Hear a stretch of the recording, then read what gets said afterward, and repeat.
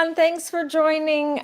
So thrilled to be joined again by True Crime Wifey, who is a Tallahassee local. She has been following this case for more than a decade, literally since she heard on local news that an FSU professor had been shot. So she has such detailed notes. Every time she hears another piece of evidence or another date, she grabs her notebook and jots it down. So we're going to pick up with that timeline. We're getting close to Dan's, from where we were yesterday, July 11th. But first, for anyone happening upon this video who hasn't heard of the case yet, I just wanted to mention that very quick summary that in 2014, Florida State law professor Dan Markel was shot in a murder for hire plot tied to a custody battle with his ex-wife. That's been shown definitively at this point. We already have 4 convictions, and now we're on the 5th trial. So her brother Charlie is serving life in prison, and her mother Donna is on trial for orchestrating the killing. Wendi has not been charged, but remains central to the case, and I think that her arrest may be coming soon. I started to make I thought I would have enough time before this. I sat down before our scheduled time and started to make a bullet list. Let me pull it up. But I need more time to write down all of the evidence against Wendi. So, so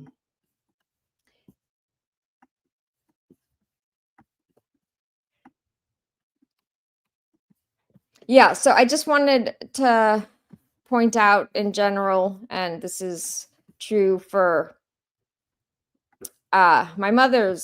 the evidence against my father and my mother's murder, that the power of circumstantial evidence lies in its accumulation. So the slow drip of evidence against Wendi is building a strong case. And while no single piece of evidence is definitive, the steady accumulation of suspicious behaviors, her digital footprint, family dynamics, etc., form a compelling narrative of Wendi's involvement.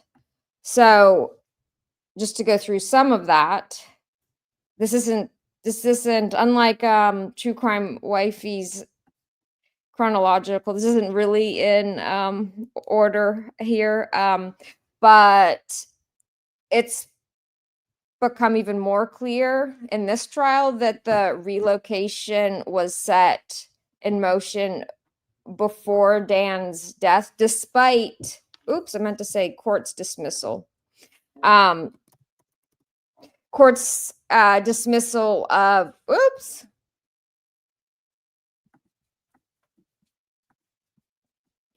sorry to be editing as I go along.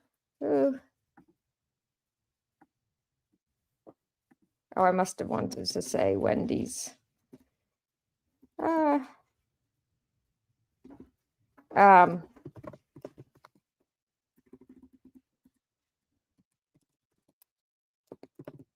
Okay, relocation, was set in motion before Dan's death, despite the court's dismissal of the request to relocate.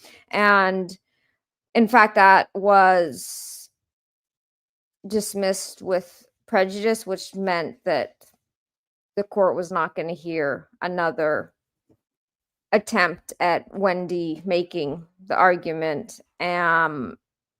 ironically, Wendi pretended that even though she's trained as a lawyer herself, that she didn't know what prejudice meant.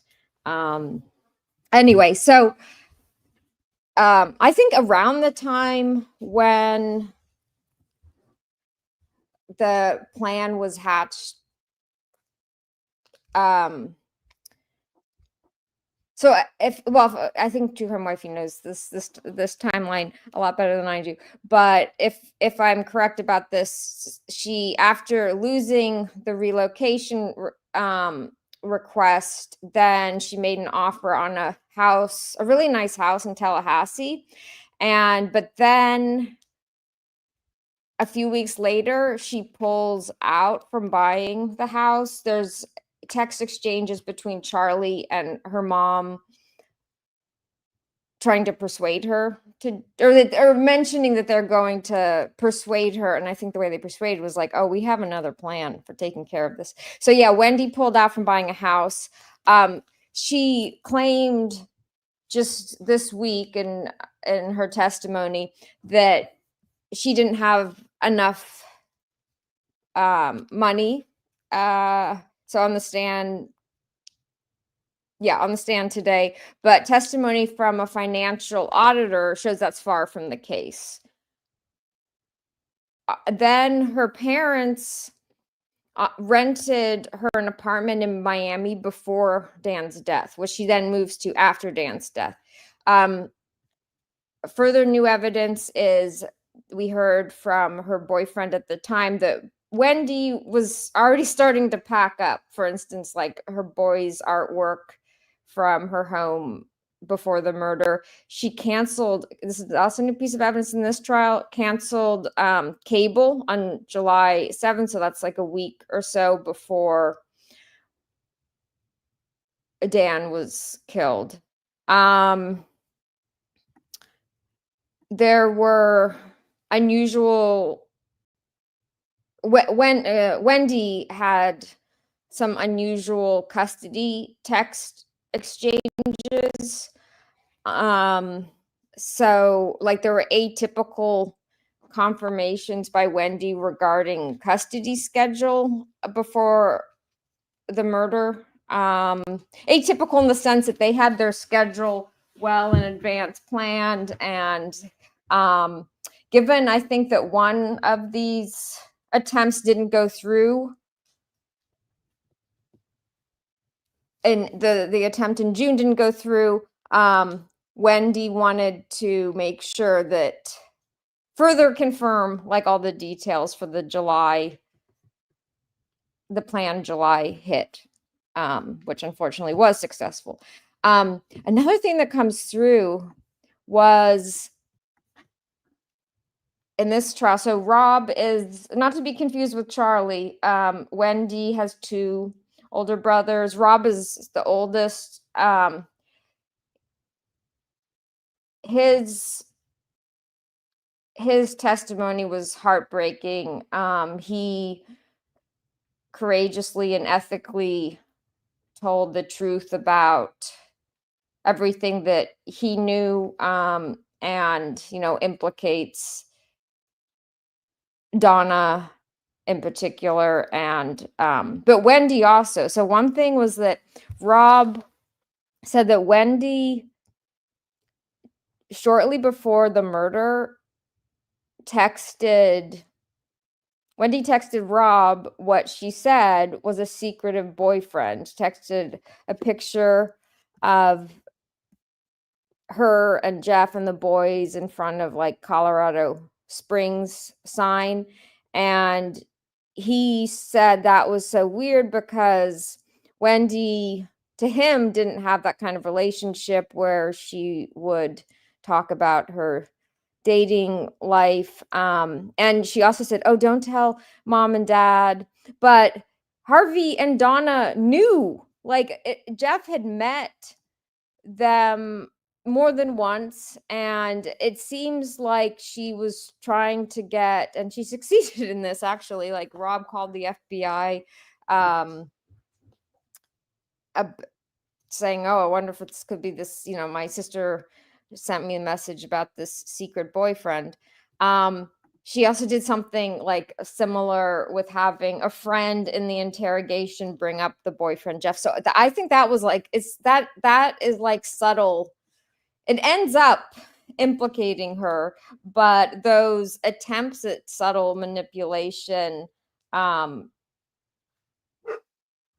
with, yeah, she just shows she's a highly manipulative person, much more subtle than her mom. Her mom is just more obviously manipulative. So yeah, cracks in her. They planned this, that she would be getting her TV fixed the morning that Dan was murdered, but Jeff said it looked like someone, she kind of like implied, oh, her boys may have swung something at 3 and 4-year-olds, and cracked the screen, but it was mounted far too high for that to be plausible.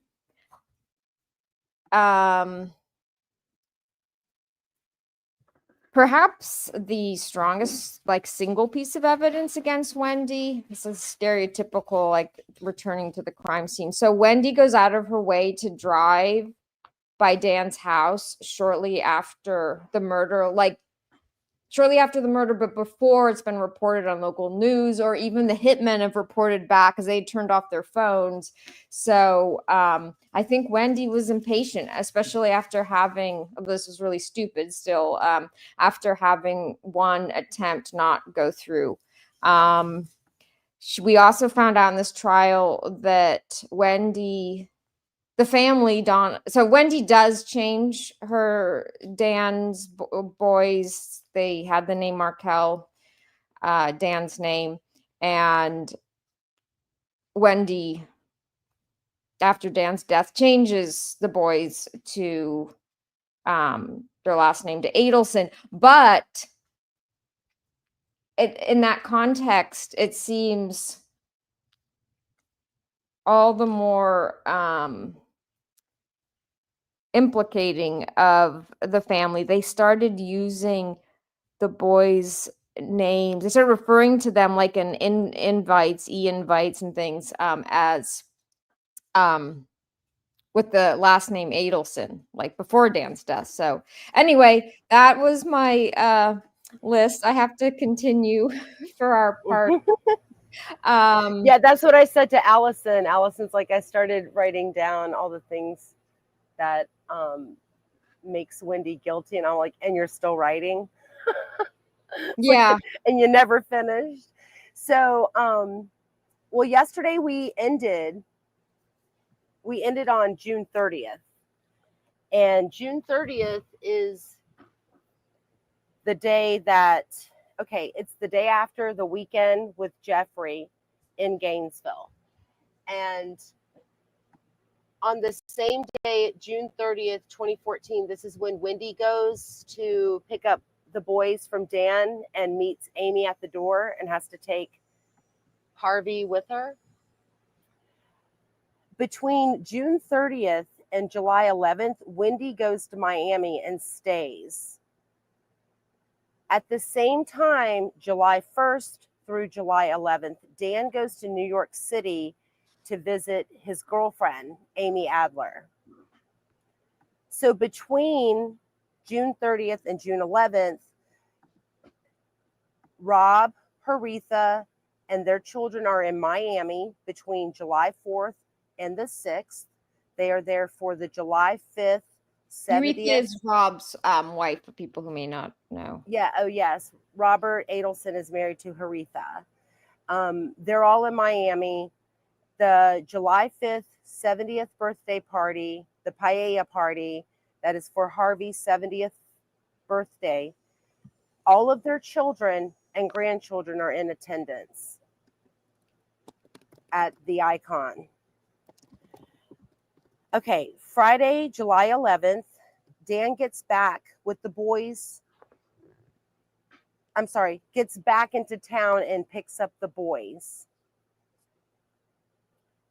On July 12th of 2014, Donna and Harvey rent a vehicle and return to Miami. We don't know what vehicle was rented, but Wendi tells Isom during her interview that when her parents drove up with her from Miami to Tallahassee, and then she dropped them off at the car rental place on July 12th.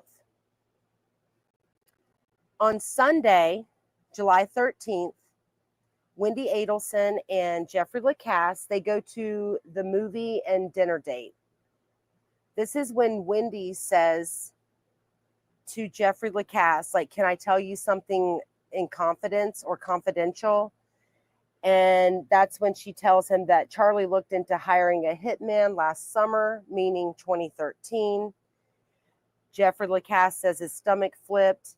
She mentions $15K or $50K. He doesn't know which one. On Monday, July 14th of 2014, Wendi Adelson tells Jeffrey Lacasse that she's locked out of her home. Jeffrey offers to come and sit with her on her porch, but she says no. Later that night, they have their awkward yoga date. And this is also when Wendi asks Jeffrey, are you still going to Tennessee on Friday? And his reply was, it's still up in the air. Because remember, when he's providing this information to the Tallahassee Police Department, he makes a comment like, I said, well, it's still up in the air, like, because he thought like maybe there's a chance that he could see her during that week before he's leaving town on Friday, or maybe, if she wants to see him that weekend, he might change. He doesn't really say this, but he's kind of like rattling, like, it's up in the air, I still have a 1% chance, right? It's during all of that, lingo that Jeffrey is talking to the cops. After they leave the yoga parking lot, Wendi goes home and emails Jeffrey what he's calling the no contact order, but it's really a no contact email.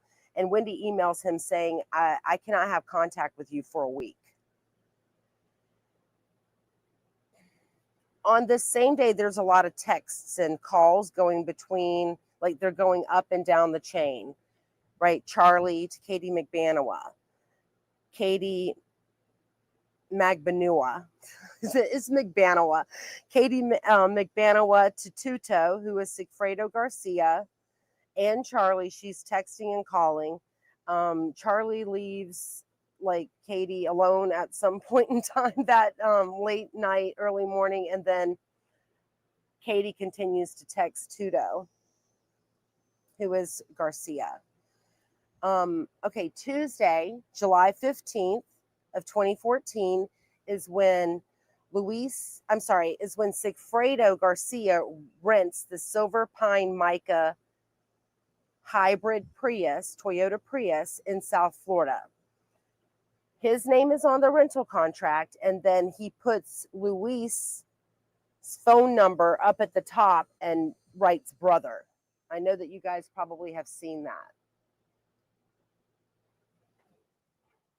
On Wednesday, July 16th, Tuto and Tato, that's Garcia and Rivera, they leave from Miami and head up to Tallahassee.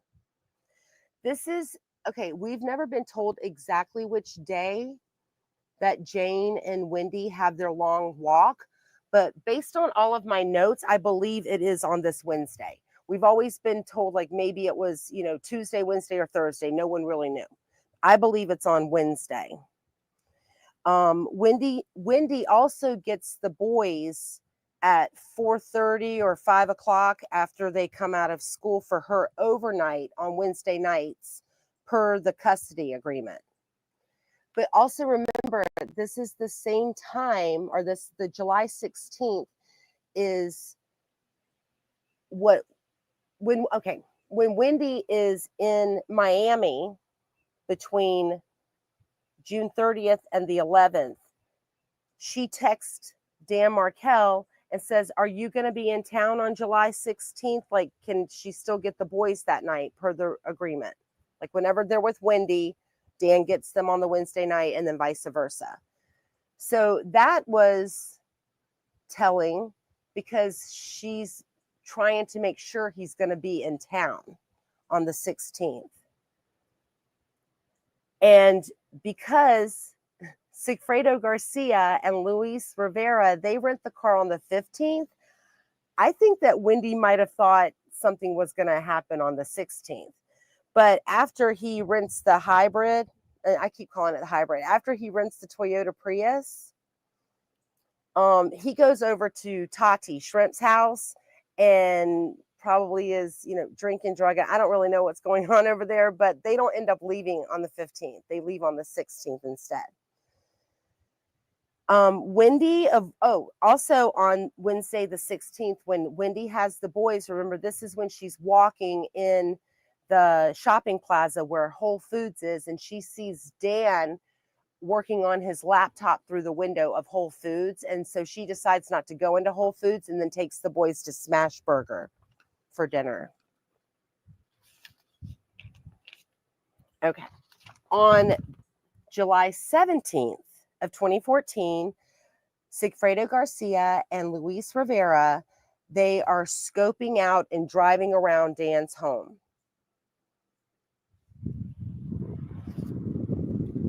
This is also when Luis Rivera believes that he sees Wendi walking on Trescott. And he said, because he knew what she, he asked Sigfredo Garcia, like, who's that? And he's like, that's Wendi. And when they're scoping out the areas, like behind, like the parks and all of that, Luis Rivera tells the police that that at that moment, when they see when they see Wendi, and he asks Garcia, like, who's that? And he's like, it's Wendi. Well, then Sigfredo Garcia calls Katie McBanawa and is asking him, why is Wendi there? And Katie responds, per Luis, Katie responds to Garcia, everything is straight. Just make sure you get that shit done. That's a quote from Luis. Also on Thursday the 17th. Because Katie wanted the money. Yeah. Also on Thursday the 17th, this is the same day that Garcia accidentally shoots the fuel line in the Toyota Prius. They run into Shadrick Nobles. It gets repaired on the side of the road after they run up to the auto parts store. And in Wendi's interview with Isom, Wendi also claims that on this Thursday night, that she went out to the Thursday night food trucks and that she met a woman and was talking to her. Wendi also calls Daniel Sack this night and talks to him for a long time.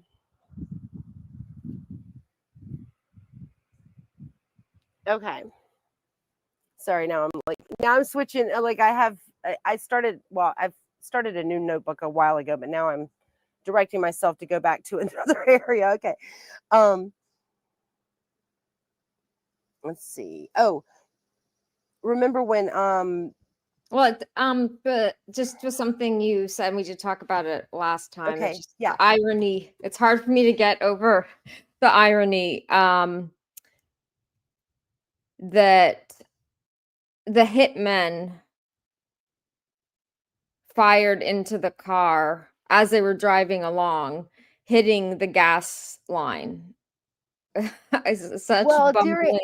And what's funny is like during not funny, but this is, murder of Dan Markel is not a joke, but yes, these bumbling idiots is kind of crazy. But during Luis's proffer, when they're talking to Luis, and I'll get into more details in a minute about like the guns and all of that, but the police ask, Luis Rivera, like, like, did you know that the gun would work? And he's like, no, they never tested the gun. He knew it would work because Garcia shot a hole in the floor in the fuel line.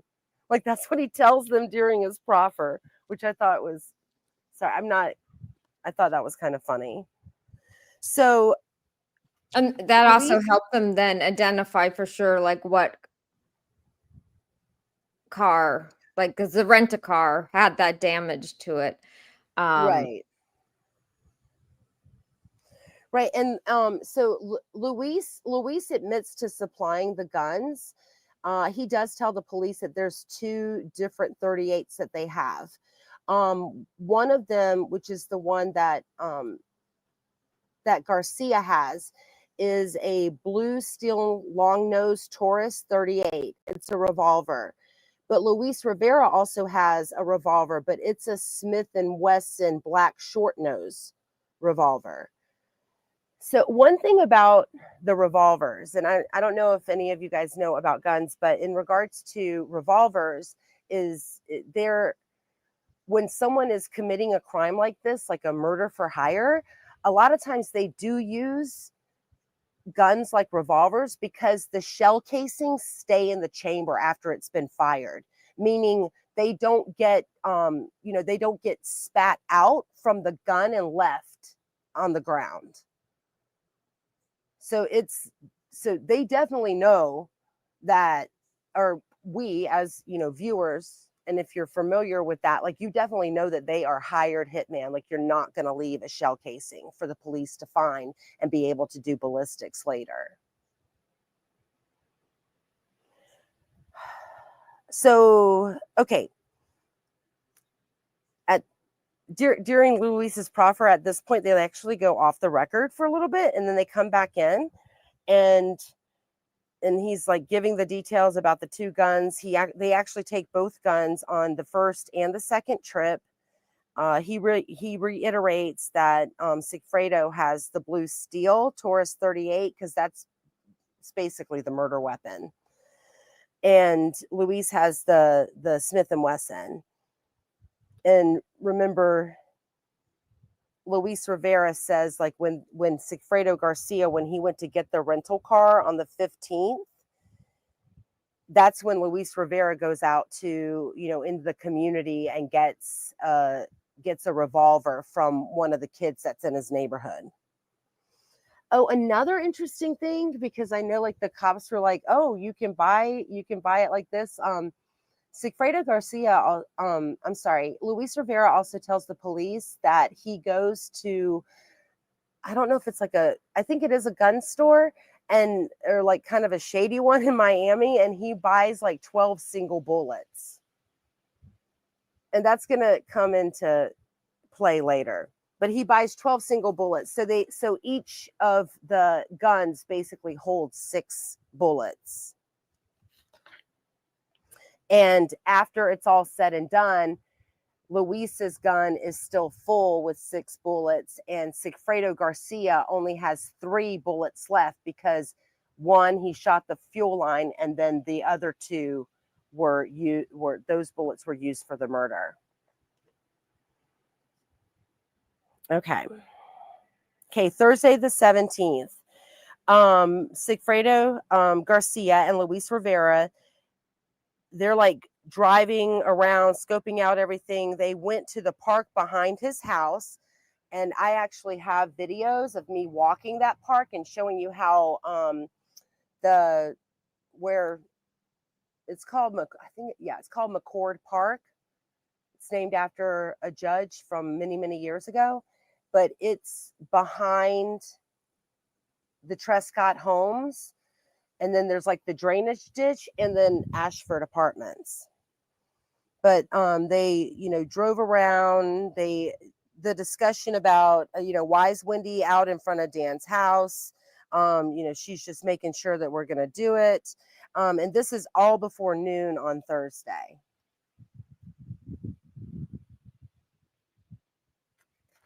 Okay, now I got to go. Okay, hold on. All right, have a discussion for 1 second. And I do want to say thank you, everyone, for joining us. We appreciate it. Yeah, I wanted to highlight Zach's point. I completely agree in this case. And yeah, I can't help but also think of my mother's case. The DA's responsibility is to act when the evidence is clear. And I think that moment has arrived, both in Wendi Adelson's case and my mother's case. The facts point squarely to um, Wendi and my father, respectively. But justice has been delayed, well, especially in my mother's case, by hesitation at the DA at the highest level, even though there are prosecutors and the police department who do want to press charges um, immediately. And so, yeah, as Zach's saying, like, public trust depends on DA upholding the law without upholding the law equally. And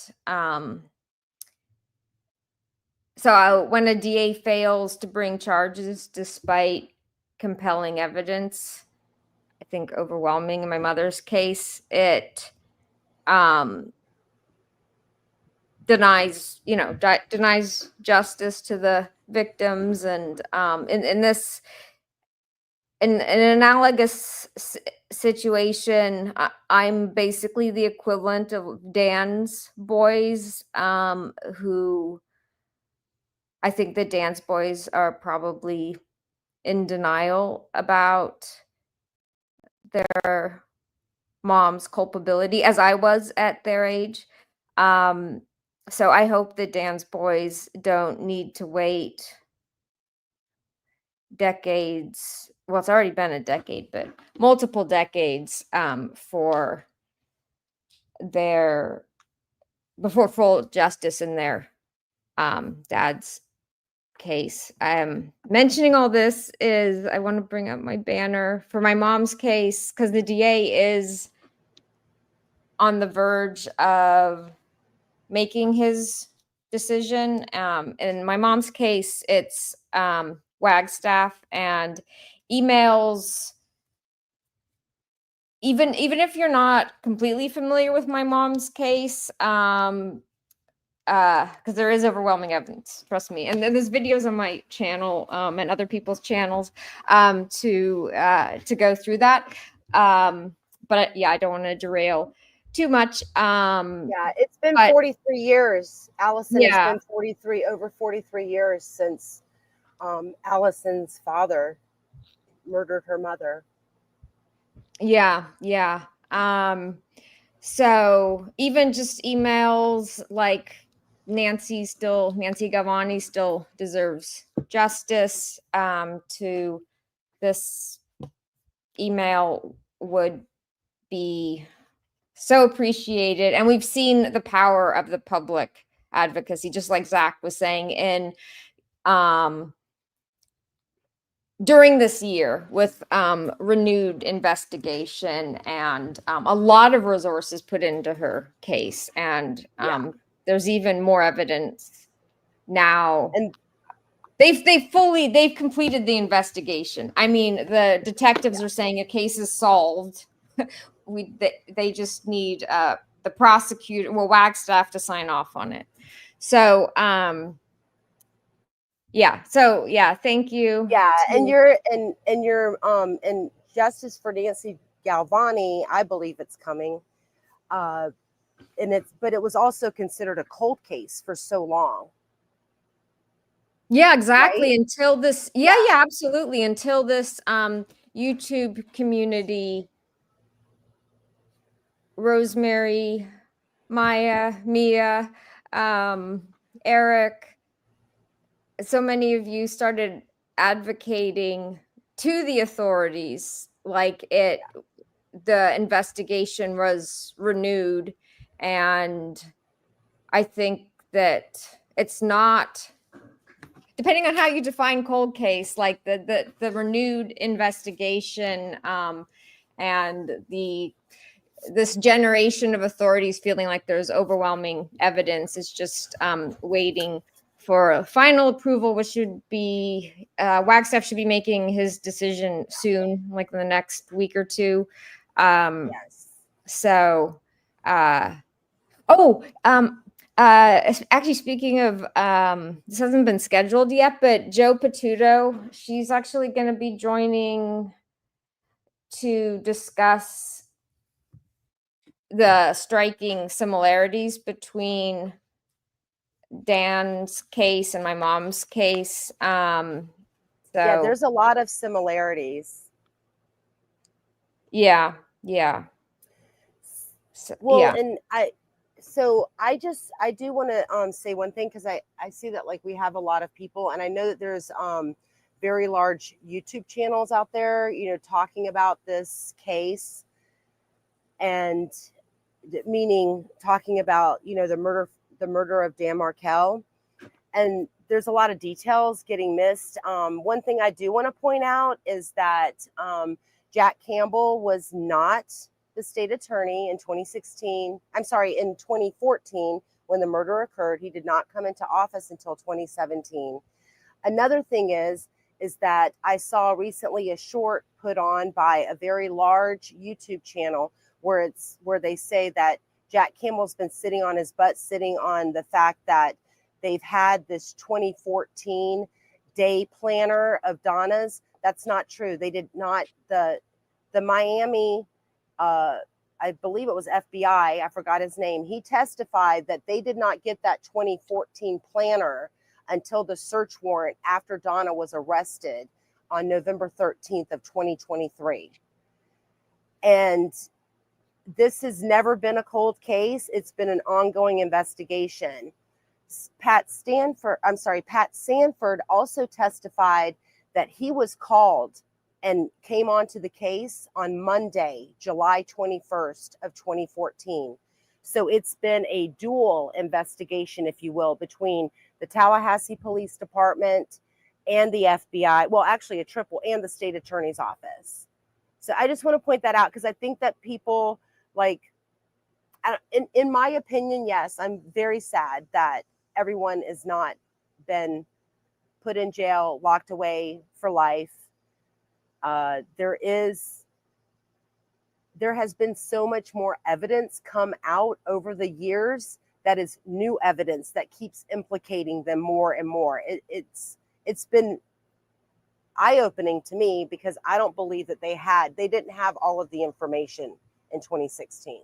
I'm like 2 years after the murder, they didn't. I just want to point that out. And I'm not trying to say anything negative. I know, this is, and I think Patty said so last night. I wasn't on her live stream, but I did watch it later. And she talked about our live stream yesterday, Allison. So that was really good.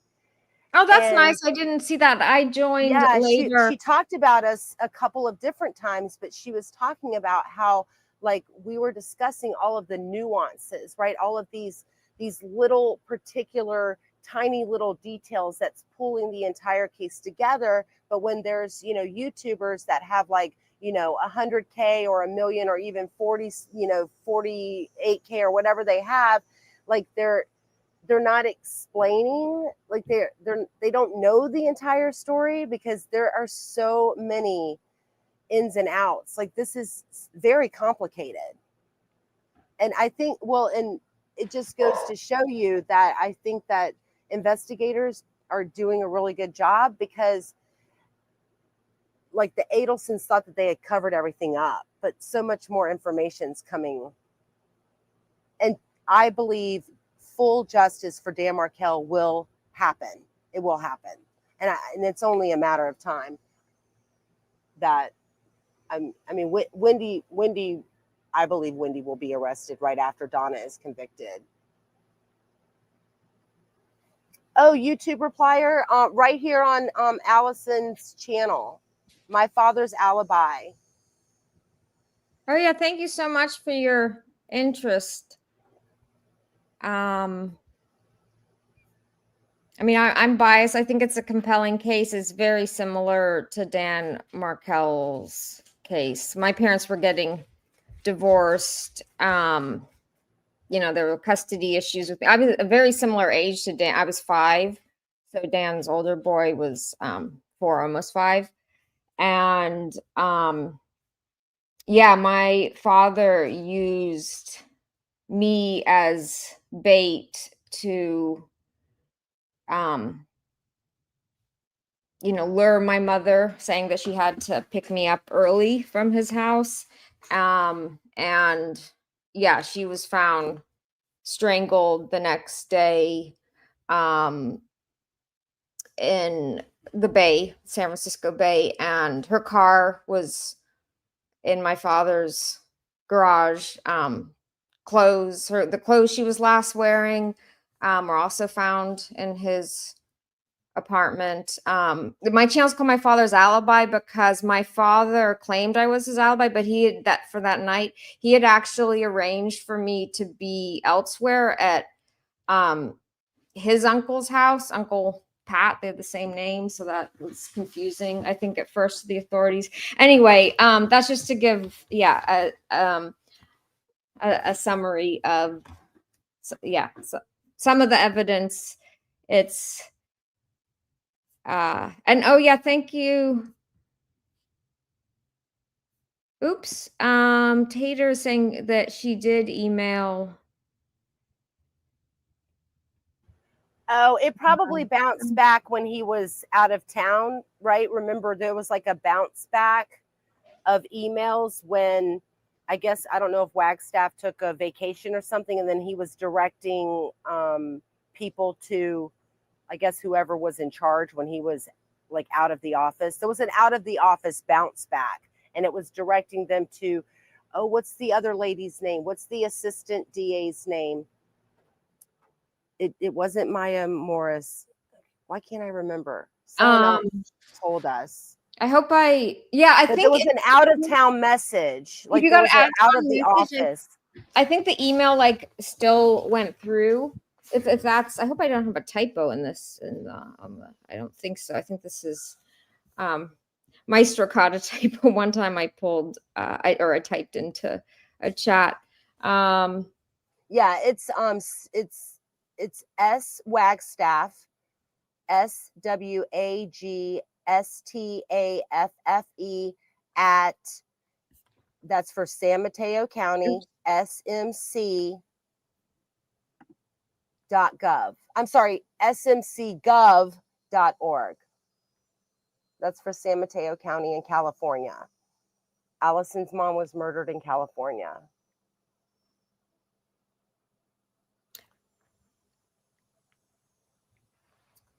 Yeah. No, thank you everyone for advocating for, and actually exactly like Taterbug mentions, it doesn't need to be like a daunting email. I don't want people to be deterred by the idea that it needs. Some people have written long emails, but even just a one-line Nancy Galvani still deserves justice, or there's already overwhelming evidence, charges should be, because there seems like there's embarrassment that they haven't already charged. And you even see this, actually, some criticism of prosecutors in like Dan Markel's case too, that charges haven't already been brought against my father because the evidence is so overwhelming. So they know that the arrest will bring, more media coverage and public attention. And there will be the question, why didn't you charge earlier? But that's just ironic. Like, it's self-fueling then. If there's already overwhelming evidence, that needs to be but you see, if the public is reaching out to him already saying there's already overwhelming evidence, then that's even more embarrassing for him. And exactly as Zach said, he has responsibility to the public, and he cares about public perception. So okay. Well, so, and another reminder, Allison is the host of this. It's also streaming on my channel, but right here in the bottom right corner of our screen is the entire chat, meaning whoever's chatting on my channel or whoever's chatting on her channel, we can see it in StreamYard, and it's here at the bottom right. I just want to let everyone know, because I'm not on my channel, talking to everybody. If I put in any comments, I'm putting it into the StreamYard chat. I just wanted to and I did just put the link to your YouTube page, Allison, in the chat as well. Oh, thank you so much. And oh yes, I should have already mentioned it. Yeah, if you haven't subscribed to True Crime Wifey, please subscribe to her as well.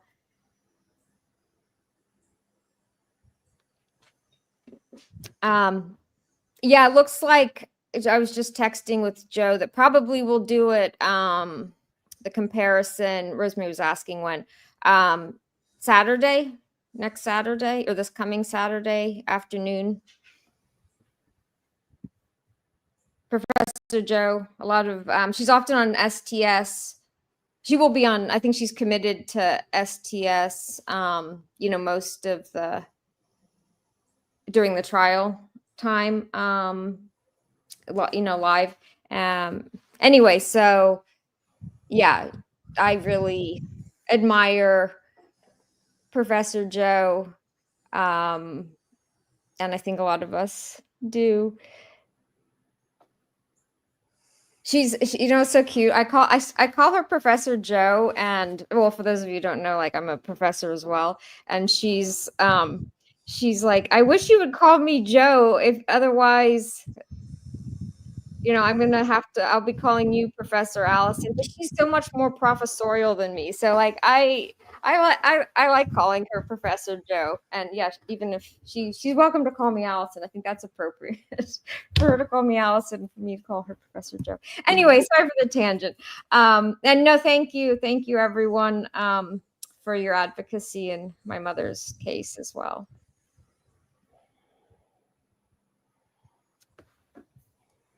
Okay. All right, I'm going to continue. We just left off on the 17th, which is the night before Dan is shot the next day. So on July 18th, Stephen Webster actually talks to Dan this day, and they're emailing back and forth. I believe Dan also talked to Ruth this morning as well on the phone. We know, so around I believe it's 12:01 a.m., calls and text messages start going really rampant and rabid in between Katie McBanawa, Sigfredo Garcia, Katie and Charlie, Donna and Wendi. So I'm going to kind of break down some of that. Between 12:01 a.m. and 12:06 a.m. So this is late night, right? Like late night Thursday, early morning Friday. There's a 5-minute phone call between Katie and Sigfredo. There's another 7-minute phone call between Katie and Sigfredo. That's like, it's kind of like they shut off the phone and then called each other right back. At 1:02 a.m., there's a call between there's a call between Charlie to Donna. 1:04 a.m. to 1:24 a.m., 20-minute call from Charlie to Katie.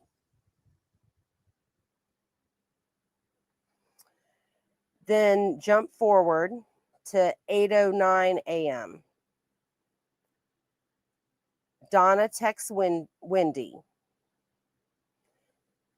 I'm sorry, Donna calls Wendi, and then she texts Wendi at 8:11 a.m. At 8:20 a.m., Wendi texts to Charlie, "This is so sweet." That's 8:20 a.m. in the morning. At 8:50 that morning, Dan Markel drops the boys off at Creative Daycare. At 9:02, I guess 9:04. I don't know if it. They testified. Sorry, not they. Corbett testified that it was 9:04, but if you look at the chart, it says 9:02. But I mean, whatever. That's neither here nor there. Dan calls Wendi and then leaves the voicemail, and we did play the voicemail yesterday on our live stream. At 9:12 a.m., well, between 9:11 a.m. and 9:12 a.m., Dan enters the Premier parking lot, and he's being followed by the green Prius, which is the hitman, Tuto and Tato.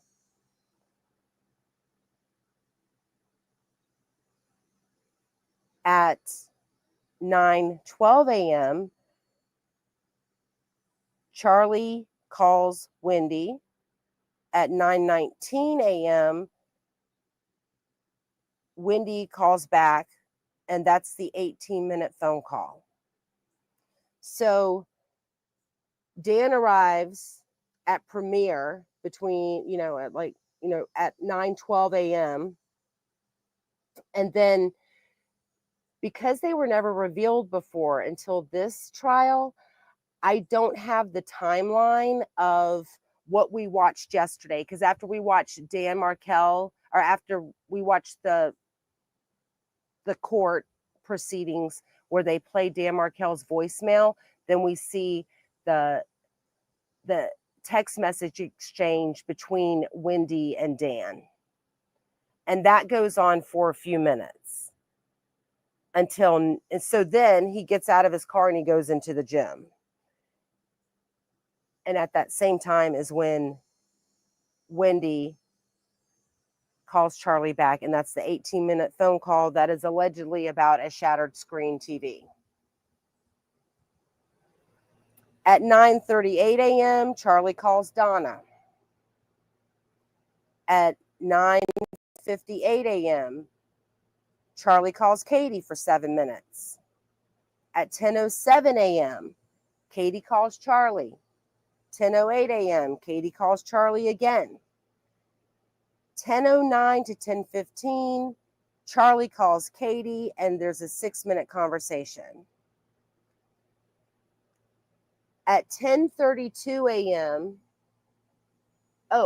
I also want to point this out because they did it in other trials, and they also showed it on the news back then, that the green Prius in the parking lot of the Premier gym, while Dan is inside working out, they move their car to different parking spots like 3 different times.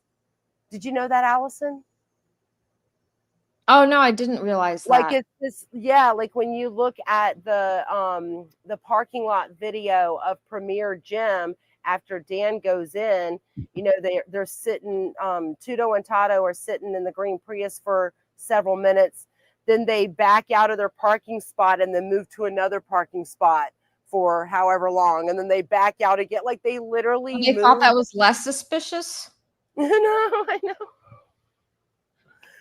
Or they just wanted to because this is another thing. Yeah, I don't know if everybody knows this, but the shooting occurred on the 18th, but on the local news on the 23rd, July 23rd, is when they showed a photograph of the green Prius. Oh yeah, in the parking lot of the Premier Gym. So I think 5 days later, the public knew about the green Prius. But everybody drove. I mean, there was a lot of people driving a green Prius in Tallahassee at that time. I mean, I worked with someone who was driving a green Prius, and we were like making fun of them. I mean, we were like, hey, were you in Premier parking lot?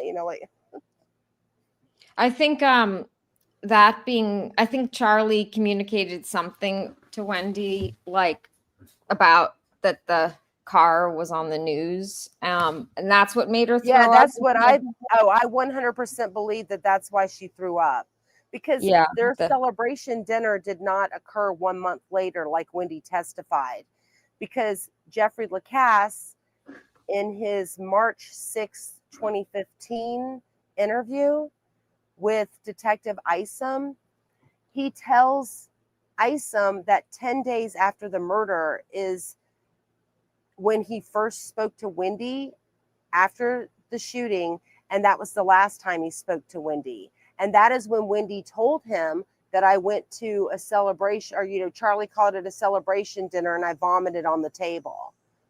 So yeah, I believe it's about the green Prius. I think I put that in Patty's chat, and I did a super chat because I wanted her to see it like several nights ago. I know that today's Monday, but I don't remember which day she did that live stream. Okay, so Dan Markel exits Premier Gym. Oh, At sorry. Can I just 10:30. ask you one question? Oh yeah, I'm sorry. If you you might have said this and I missed it. There was at some point that the hitmen turn off their phones. Do you have that in your timeline? Has that already happened in this time at this point? Do you know? I literally have Sig and Luis turn off phones. Time ? But I might have it somewhere else in this notebook. Oh But no, with this it's just timeline, I don't have the specific time. But I think someone in the chat might know. But yeah, they powered down their phones. Yeah. Most likely, they might have powered down their phones. They did. The time doesn't really matter at this point. Just that. God, I know I have that. Well, basically Wendi already seems to. Well, I'll wait till you get past the shooting, because the point is they're past the shooting, like for at least an hour after the shooting, the hitmen had their phones still turned off. But so that's why Wendi, I think they didn't. So the hitmen hadn't communicated with the people hiring them that the murdered, because their phones were powered off. They didn't want to have their phones pinging around. Like yeah, Dan's house. I do know that they power their phones back up at 12:30 p.m., but they're already out of Tallahassee. Yeah, okay, that makes They sense. probably powered down their phones before they left the hotel to go to Dan's and start following him. Yeah, that makes sense. So basically, they've powered down their phones, and so like all this communication, probably the last communication was to Katie. Okay, yeah, we're going out to do it, and then Katie was calling Charlie about that. That's what Charlie calls Wendi. That they discuss 18 minutes. It's not on my TV. It's still. Well, and I think it corresponds with Wendi's 8:20 a.m. text to Charlie. This is so sweet. I think at that point in time, she knows they're on it. They're watching the house. They're going to start following him. Yeah, exactly. Like, okay, it's actually going down this today.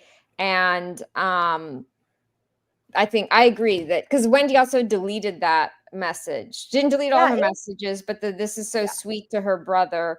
Like I can't. There was something also, but I'll never forget what you did for me. She that same day also message she deleted that she sent her brother. Yeah. So yeah, so the phone's being powered off, and so therefore not getting the message officially from the hitmen for a couple hours after the shooting is important, I think, to how it implicates Wendi, or like, explains her motive of driving by the house. And also, well, sorry, I'm jumping ahead. I'll let you get to that point before yeah. So, Dan walks out of the gym at 10:38 a.m. and gets into his car, but he sits there for several minutes because he's on the phone. I cannot be certain. I think that this might be when he's talking to Ruth. But he pulls out of the Premier Gym parking lot at 10:38 a.m. At 10:48 a.m., Dan calls the arts and sciences school teacher, and they have a 5-minute phone call duration, and the phone ends up going during that call that he shot. Yeah, the person on the other end hears it. Right. and the teacher ends up hanging up because, you know, he's heard the loud noises. He can't hear anything. And I think he said like he heard like some weird noises, right? Because Dan's Yeah, been he said I doing think he some said he thought that you know, he may have had a heart attack, or heart didn't he attack call or something. 911 actually as well as the Yeah, neighbor? I'll get to that. Oh, okay. Yeah, okay. So between well, what we've figured out, and Isom just backed it up, but we figured this out. I say we, like, you know, the YouTube community and people in Patty's chat with like the clock when she did when she showed Wendi Adelson's apartment for rent. Like, I think it was in May of 2024 is when Patty did that live stream. And someone had mentioned on the wall, there was a clock that said 10:53 a.m. And that's when Dan was shot. Because we see, and Isom backed it up on the stand just this past week. We see Luis Rivera and Sigfredo Garcia in the green Prius on a bus cam at 10:51 a.m. And then we see them leaving and on a bus cam again, heading north on Thomasville Road, trying to get to, you know, going toward I-10 at 10:55 a.m. And on my channel, it's, you know, it's not the greatest video, but I did a drive from Trescott to where the bus cam caught them at Armistead. And it was, I think my drive, I got stuck at the light, and then I was also in traffic trying to turn out of Trescott, but it wasn't like that. I was like 3 minutes on that drive. So without getting stuck and then being able to make that light at Benton Road and turn on to Thomasville Road, it would have been 2 minutes. But yeah, do you know the picture that I'm talking about on the clock picture in the boys' room? No. Do you know what I'm? Okay. I don't know about the picture in the boys' room. Well, there was a when someone was taking pictures of the different rooms at Wendy's apartment to be sold, there's a clock in the boys' room and it said Friday, 10:53 a.m. So a lot of people think it's evil Wendi who did that, but because I'm a believer, I believe that's divine intervention. Like it was very straight. Like, Allison, I gotta send you the clip. Like I need to send you the Patty's video and how we all figured it out. But whatever. That's neither here nor there. Between 10:52 and 10:55 is when Geiger says that he hears noises, and he walks over there, like over to Dan's house. He looks like he sees the car in the garage, and then he goes back home. And then, you know, Geiger's looking, and he just testified to this, which he's testified in every other case. He's like looking out the window and he never sees Dan back up. He did see the car in the garage running, but he didn't really see anything else because he wasn't investigating. So a few minutes later, he's like, well, why hasn't Dan pulled out? So he goes back over to Dan Markel's home. And that's when he finds him with the shattered glass, blood all over his head in the car.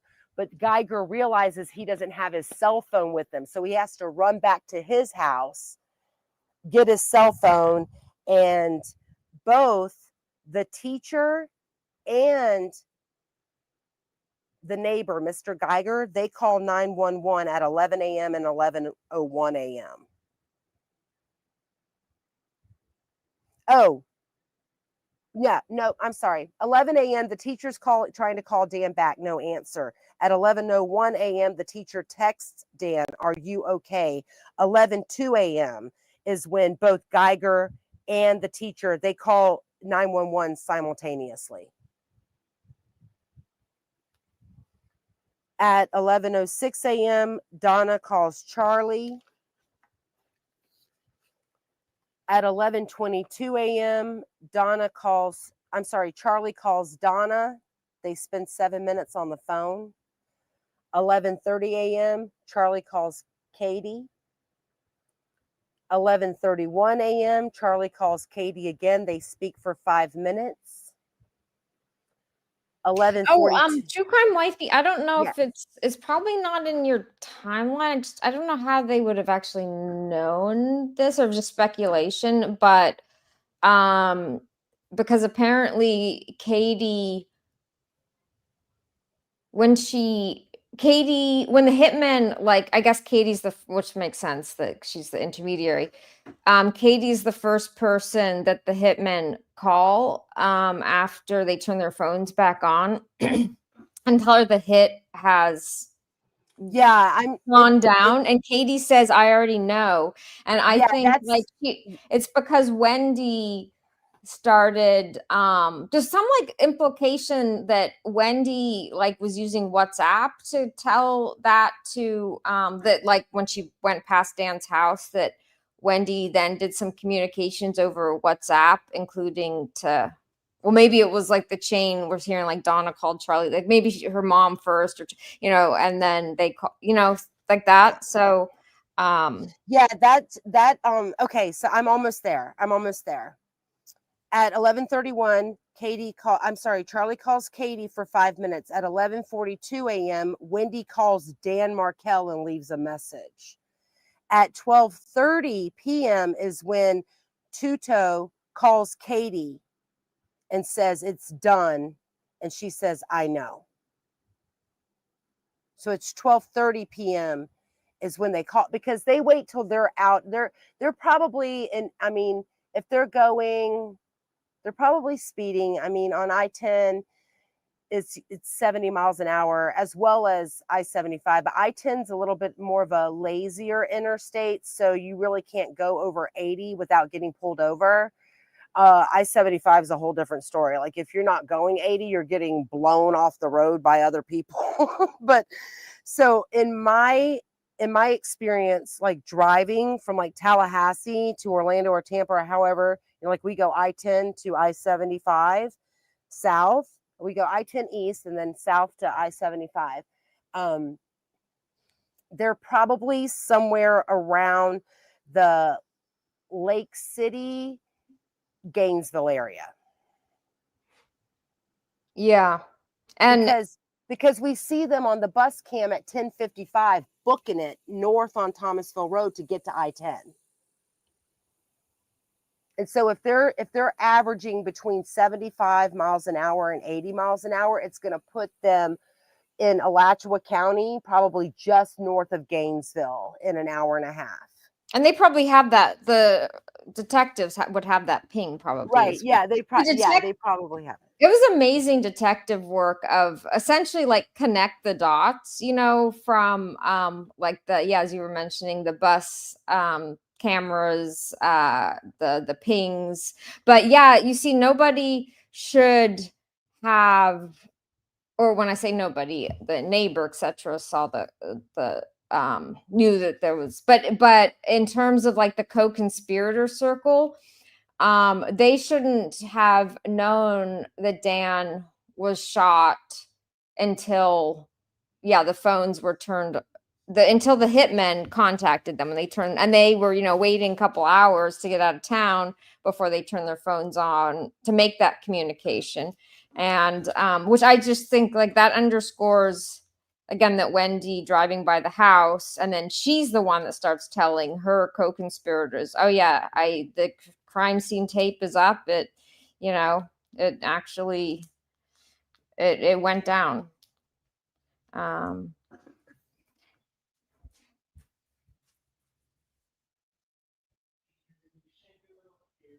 Okay, I'm sorry. I'm still here. I was looking at the chat, and I want to thank everybody for being here, and I'm really sorry I have been ignoring the chat, not on purpose, but it's because I'm flipping through pages. So I want to apologize for that. I do want to get a lot better with how I can, do more things at once. So, but I'm going to post Murder by Maestro's channel Oh, in the yes, chat? please. Because someone said, "Oh, Murder by Maestro only has 12 subs." No, he has. I think No, over. I I think think he's got like I think 3K. Murder by Maestro is mentioning that I guess this is what I think they're mentioning. Jeffrey Lacoste has a YouTube channel. Murder by Maestro mentioned that. Yeah, Murder by Maestro has but yeah, please still subscribe. Yeah, he has into the thousands. Yeah, but thank you, yeah, for and this is True Crime Wifey. Tater put up True Crime Wifeys. Okay, thank you. Oh yeah. So Maestro. Oh, 12 sub is Jeff's channel. Okay. Yeah, Jeff being Wendy's ex-boyfriend. So it's his channel that probably deals with like the articles that he writes and all of his work that he does at the College of Social Work at Florida State University. He doesn't have a YouTube channel that's like a regular YouTube channel. I think it's like an educational one, I'm assuming. Yeah, because he does wonderful Is it named Jeffrey as a social Lacasse? worker. Yeah, did somebody put it in the chat? Yeah. I would just be interested to see his YouTube channel just because of the work that he does. That interests me. Yeah, it is. I've looked up his work and it is interesting. Yeah, he has like academically an impressive record and oh, that was another thing that came up in this trial. So Wendi asks so Jeffrey Lacoste, social work, including, but basically Wendi asks him, when do children start forming memories that they'll hold a lifetime, words to that effect. And that was just before the murder. And I think that's pertinent because, when Donna was, I think Donna and Wendi believed or were telling themselves, oh, the kids are so young, they won't even remember. And so it won't traumatize them. I mean, I know from like my own experience, I was like a bit older than their older boy, but the memories I have around my mother's murder are very vivid. And I think the trauma encapsulates those events, and I do have memories like from definitely from the months and many months like before her murder, like of my father smothering her, and but and happy memories as well.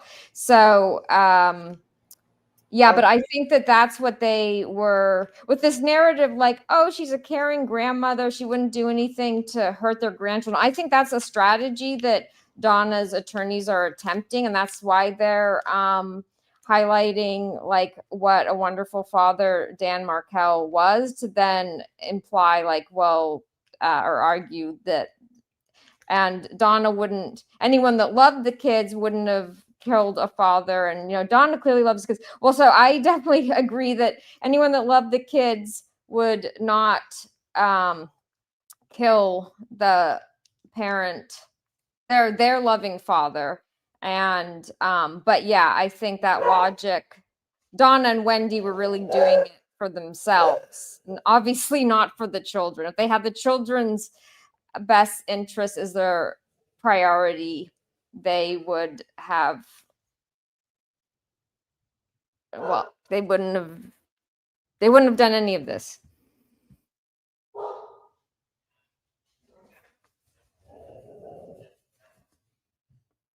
But anyway, that is to come back to like Wendi asking Jeff about the memory formation very close to the murder. I mean, that itself is not just combined as like yet another, drop in the bucket of evidence against Wendi.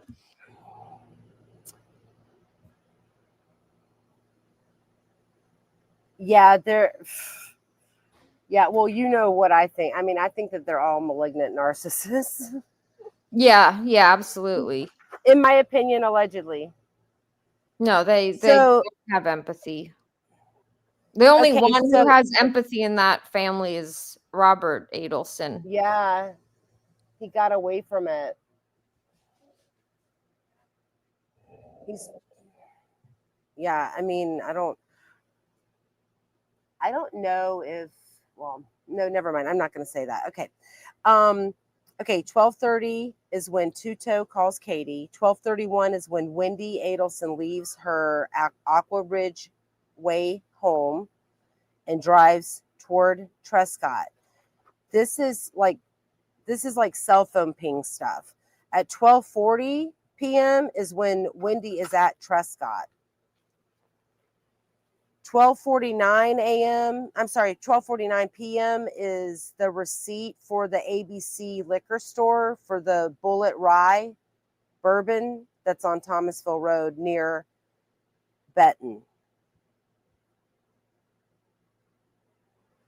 Okay, and because this is, I'm trying to figure out when I first wrote these notes. I mean, these are like really early on notes. So it jumps to, well, so there's a lot of stuff that happens right between like 1 o'clock and 6 p.m. We know that Wendi is in, in the interview room at TPD. They've located her, et cetera, et cetera. And this is kind of at 6:46 p.m. that night is when the ATM in Pembroke Pines catches Luis Rivera and Sigfredo Garcia on camera getting cash out. 7:03 a.m. Wendi calls her parents during the interview. Tells Donna to call Charlie, and then we see that Donna's phone makes a 7:11 p.m.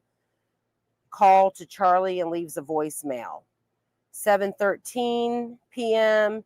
Charlie calls Donna. 7:29 p.m. Charlie calls Donna again. 7:36 p.m. Charlie calls Katie.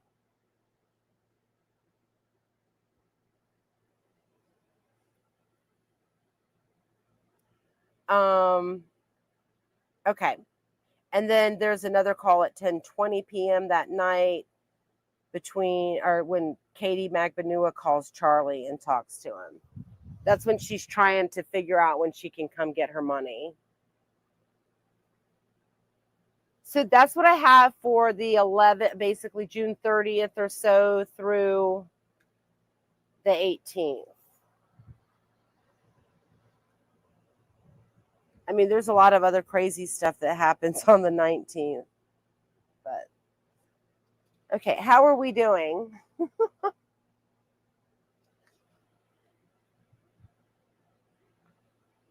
Oh, sorry, Chuka, I was distracted from him. I just looked up Jeff's channel. Yeah, he just has one video on there, and then there's a comment under the video 3 days ago. Yeah. I mean, I imagine he wants to keep his professional life separate from all of this. I mean, I feel in the direction of but I think it's really hard for him.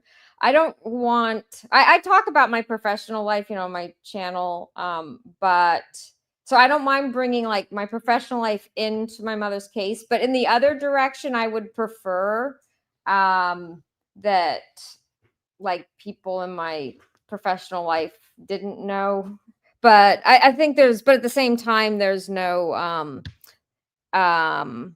yeah, there's not much I can really do about that.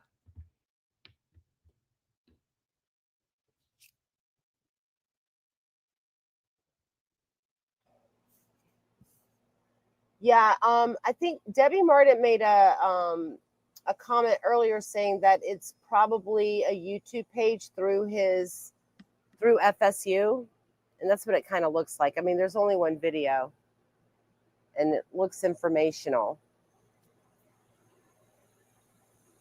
educational. I want to go in. I want to to, okay, sorry. I wanted to look at some of the chat.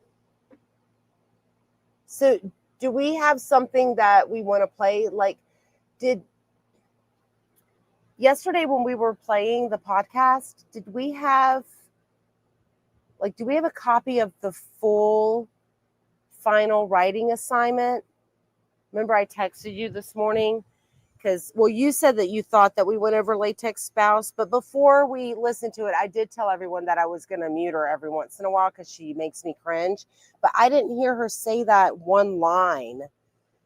Well, she talked about when she's sitting on a bench and watching her kids in the playground, and someone asks, "What does your husband do?" And she, she's making it's so crass, but yeah, but she says one line in that podcast. And of course, I'm going to try to say it like her because it's just like this dead calm. She's like, life, it can be snuffed out in an instant. Like, do you remember hearing that? Did I miss it yesterday? Yeah, her late ex-spouse. I thought that was the full episode because I think that writing class they compile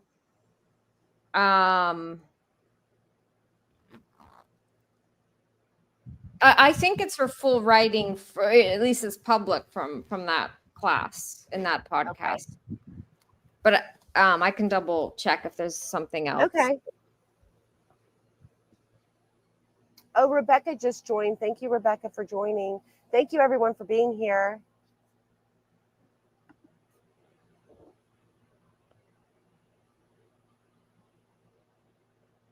Yeah, hi, Rebecca. Hi, Kristen.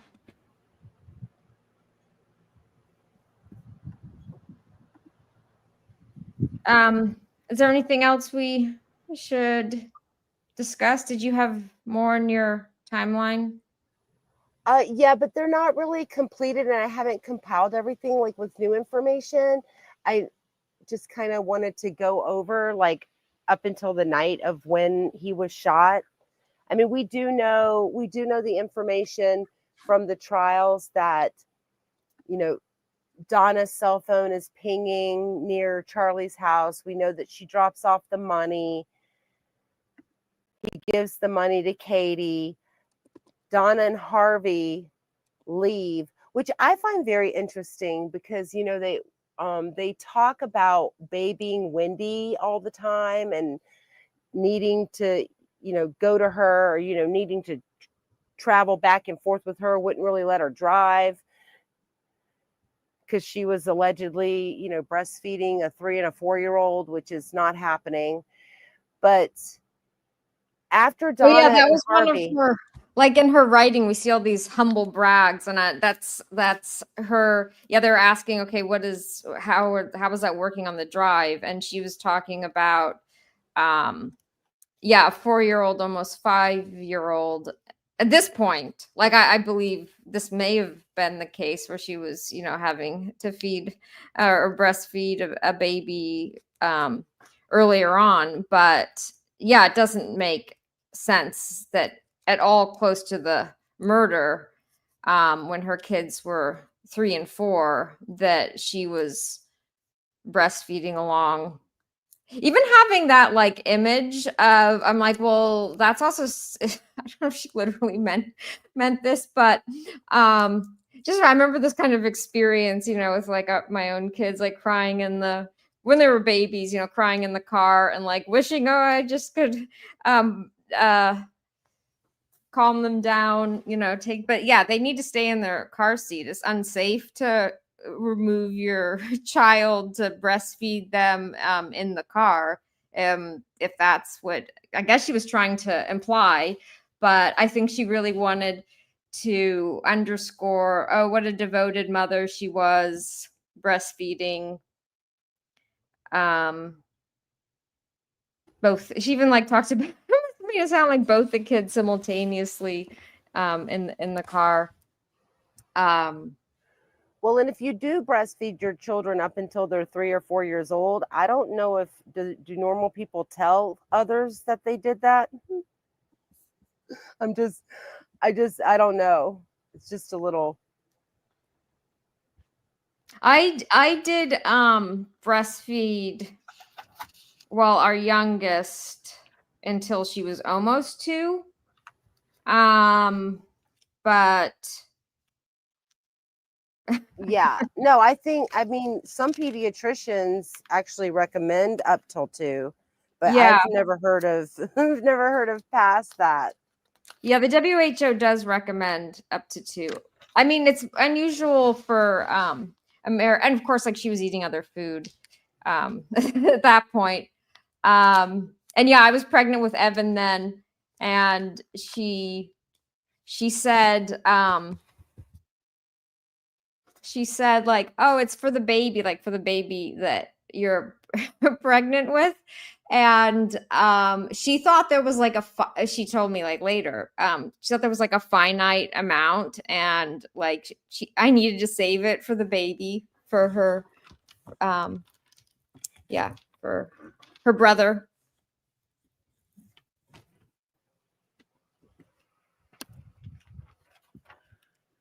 Okay. Whew. So I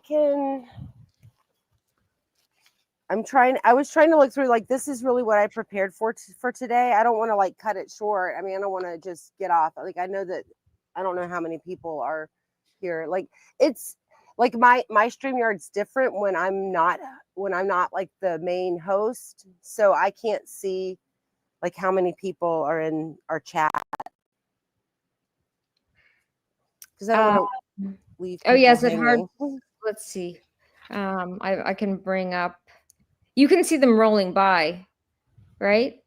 Or Yeah. you can Yeah, I just can't see a number. Usually, like, I'll have a number up in the top left, but I can't see a number. Oh, It's okay. it looks like there's in terms of the people watching, there's 73 people watching right now. Oh, Probably wow.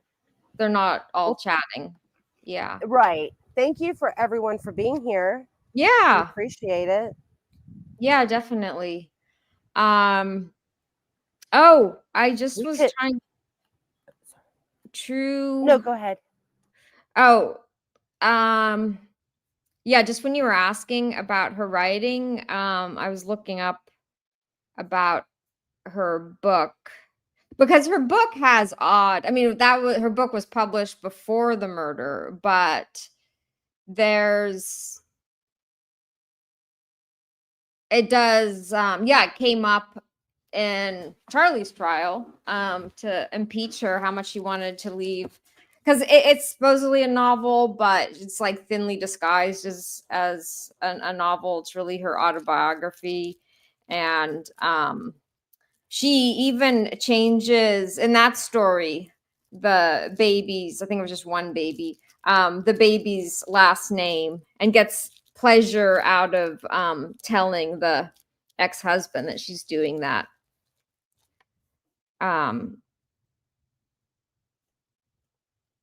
Yeah, for next time I can look more into the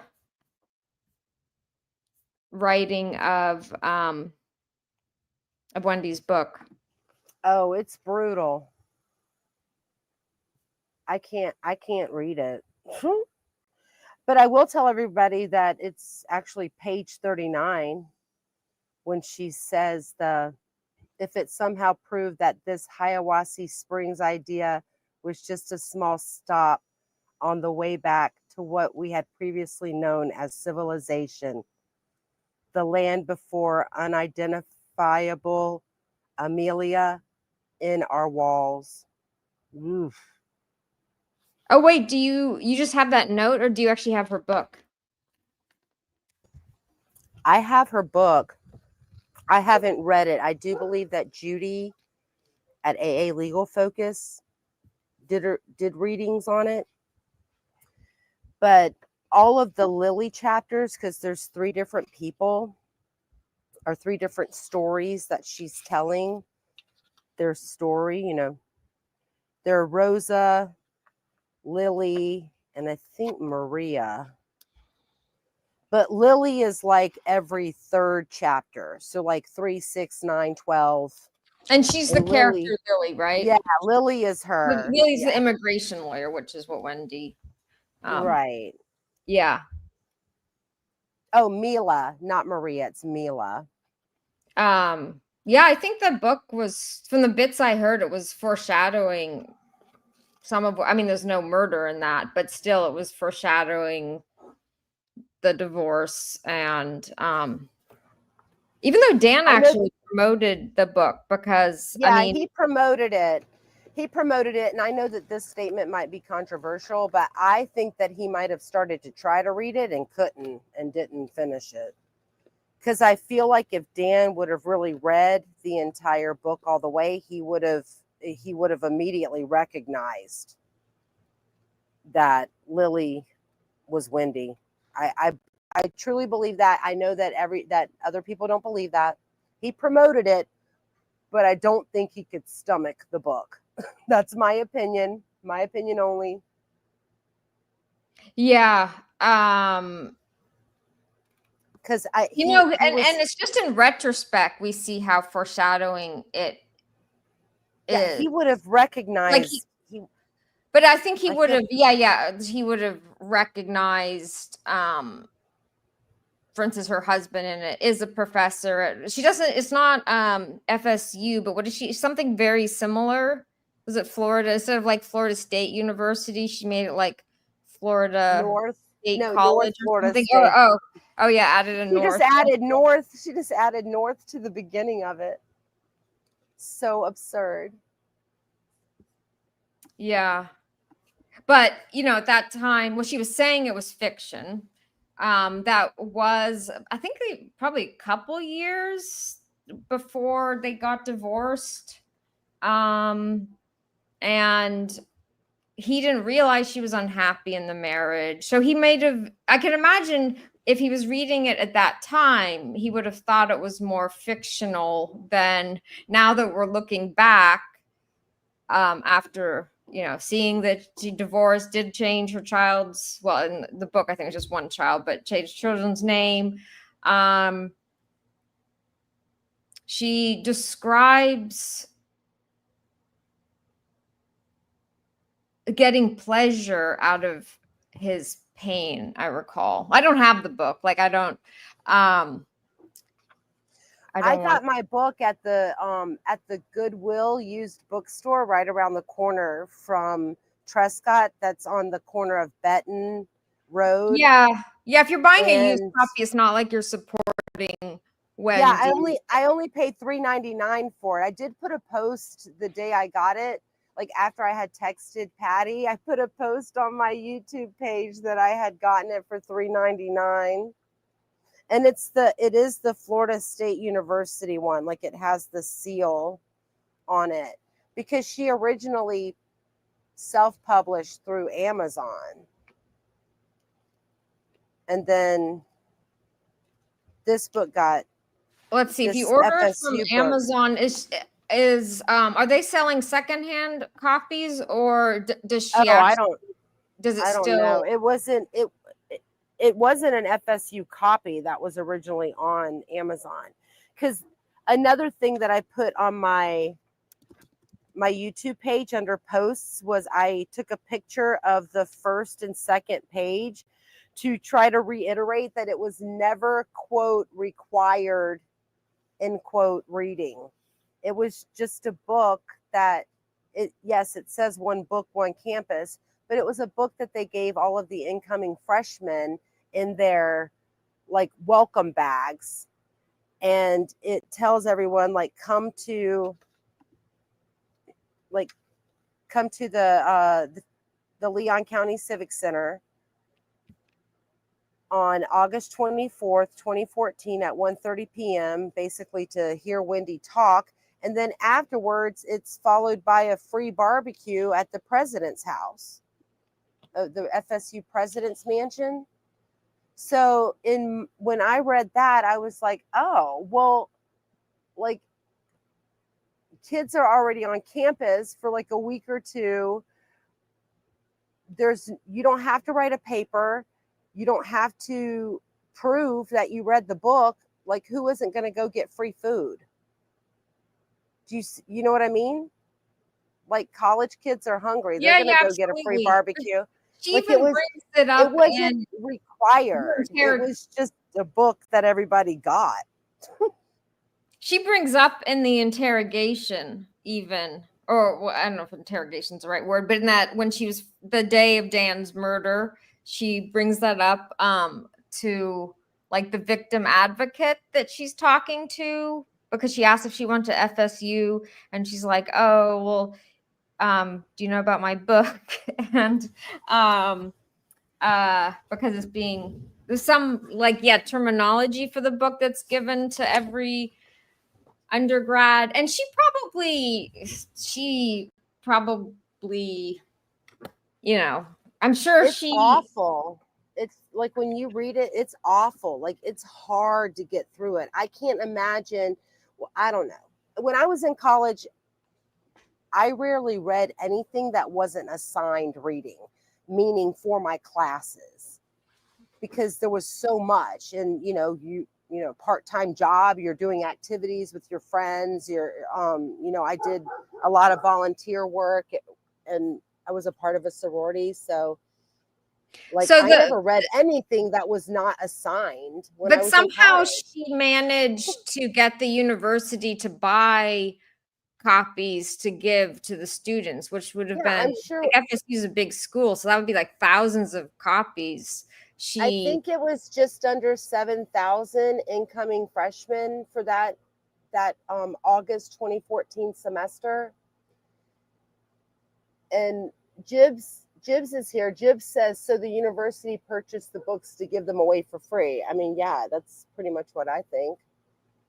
But she somehow needed to persuade someone to do that. I mean, I think Dan had a lot to do with that. Oh, that's true. Like he was so prominent in the university, and he was promoting her book. Oh yeah, that's a good point.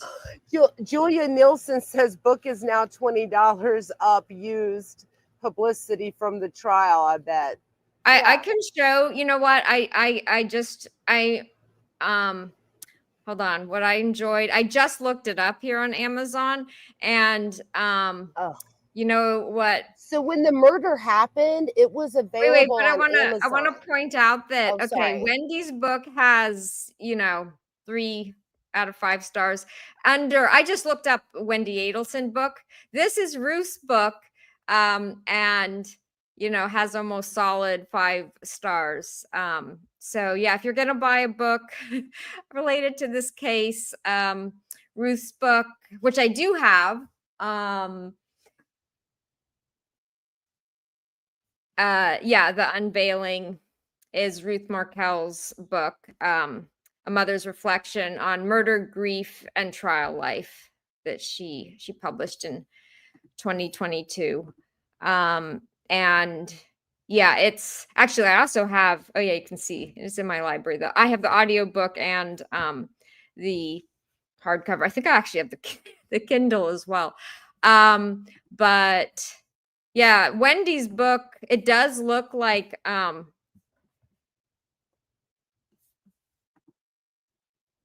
Wendy's book. I think if people is used and new, but I think like this would still, Wendi might still be printing these like with vanity, the vanity press. So whatever you do, don't buy Wendy's like original paperback from here new, because I think that might still be supporting her.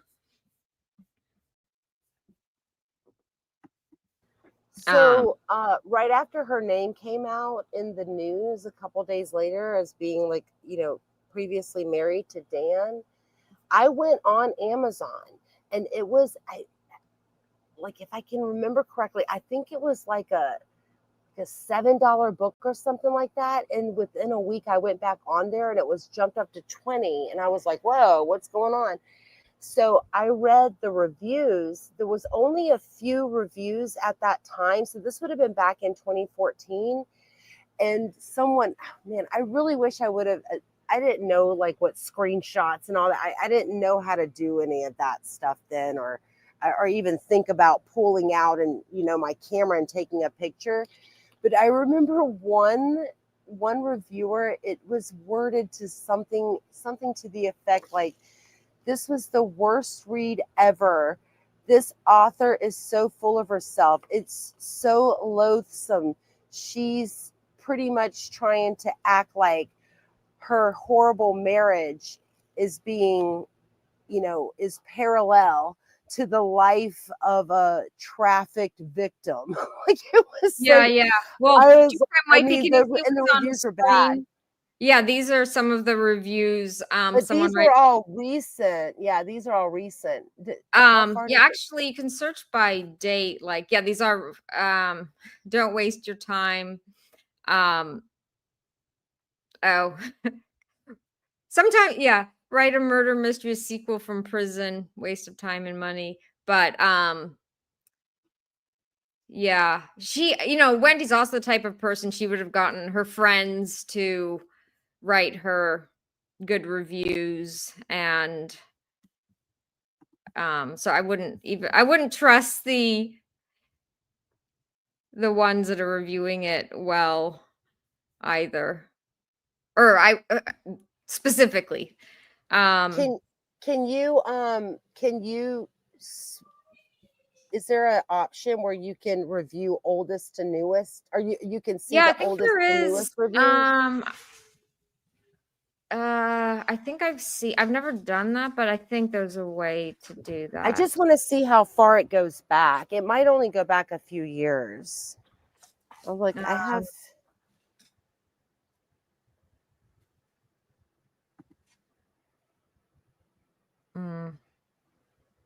Yeah, I'm not sure other than.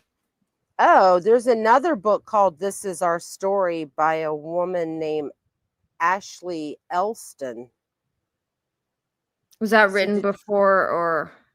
I don't know.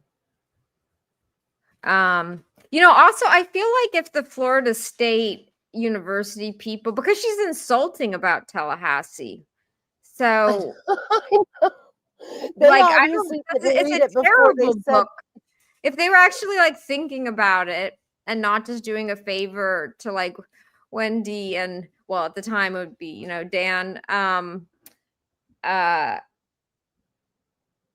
Yeah, it's a terrible book to recommend to freshmen starting at FSU.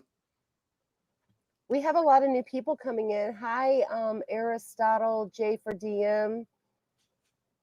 Coercive control is a crime. I'm just seeing a lot of people coming in. Thank you guys for being here.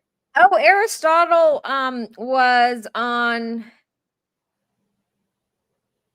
Patty's channel yesterday, and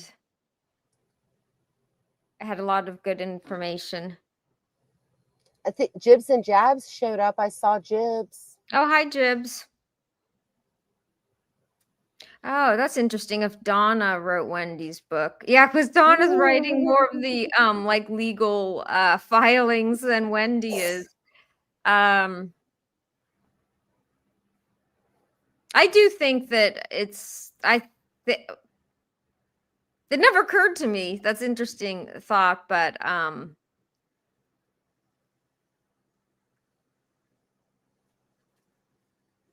what never occurred to you? Oh, that it could be Donna. Yeah. Yeah, I think Wendi did. And you know what? I think Charlie didn't read it, and you can tell in the jail calls, he's so annoyed about this book and like that how it incriminated him, because incriminating, if it's like incriminating to Wendi, it's they're all co-conspirators. She's undied co-conspirator in his filing, and they read about actually what you just quoted, so insulting about Tallahassee, and Charlie is annoyed at that because he's like, oh, that's affecting which he's right, it's affecting the jurors, jurors being insulted. But I mean, it's really pertinent because it was clear this character, this Wendi / Lily character, wanted to relocate. I agree. Like Charlie, like if you listen to the jail calls after conviction, it's like over and over and over. He just keeps mentioning that, like he just keeps mentioning the book. He basically is reiterating all of the facts that got him convicted, but he's doing it in this rant, right? But he never says like I'm innocent. But yeah, he's like, Wendy pulling up to the crime scene, it's 1 in a million chances. And then he like then like just 3 minutes later he starts bitching again. And this is all to Donna, right? This is all to Donna while she's in the background, like moving mad, like moving all these monies everywhere, trying to get an emergency visa so they can get out of the US. She's probably packing luggage and Yeah, you can tell her and wanting he to get just off the keeps line. going. Yeah, he keeps going on and on. It's hilarious. One thing, this is why, and I heard this when the jail calls first came out, but then I just recently listened to this. This is why I think that when Georgia describes him as equal parts of black sheep and mama's boy, like I feel like he was the sacrificial lamb in a lot of ways, because one thing that I thought was so weird, him and Donna are having a conversation, and Charlie starts talking about how Daniel Rashbaum told him not to spend too much money on an appellate attorney. Don't Oh, spend a well, Rashbaum fortune. knew. Yeah, don't spend a fortune. Have some hope. Like basically, this is what Charlie is telling Donna. Like, why would if Charlie is so wealthy? Well, first off, he should have gotten a better attorney than Rashbaum, like one that dealt in murder, not financial fraud crimes. But why would Rashbaum tell him don't spend money on an Oh, okay, appellate yeah, I have attorney? a theory about that, Okay, because good. Rashbaum knows that often these appeals, they argue like ineffective counsel, and so it's probably not going to reflect well on him. And in fact, like I think it is, now we know how unethical it was with this conflict of interest. And actually, the conflict of interest really was representing Charlie, because yeah, Rashbaum was already working for Charlie's parents, and Donna was comfortable because I think she felt loyal, or she felt like Rashbaum was loyal to her as the original clients, and so getting Charlie to hire him, that was the original conflict. Of course, like the court wasn't aware. I think that because I don't think Rashbaum had represented the parents in court ever, and so like it wasn't on the record, but that was really the original conflict. And yeah, like Rashbaum, the Donna is still assuring Charlie that he couldn't have had better counsel than Rashbaum. No, Rashbaum is, I feel like Donna's current attorneys are making Rashbaum look good. Which isn't saying much. I know, that's what's even more hilarious. Like we actually are like, oh, well, Rashbaum did better than Yeah. these two attorneys. Okay, so did you see last night on Patty's Playhouse where she brought up someone in her chat told her that Wendy's testimony script or transcript has already been uploaded into the Leon County Clerk of Courts. I think, yeah, that's what Aristotle mentioned. Yeah, and there's tons, there's tons of speculation as to why, like what's going on. And I think Rebecca just said something a minute ago. Yes, Rebecca says Georgia didn't press Wendy about the Trescott Drive in this trial. And she's right. Like that's why I believe that arrest is imminent. It's going to happen. we're going to have a guilty verdict possibly by the end of the week. And that's just my speculation. I don't think that the defense is going to be putting up tons and tons of witnesses. I mean, I could be wrong. Of course, I'm not an attorney. I don't pretend to be one, but I just can't imagine what type of defense they're going to pull.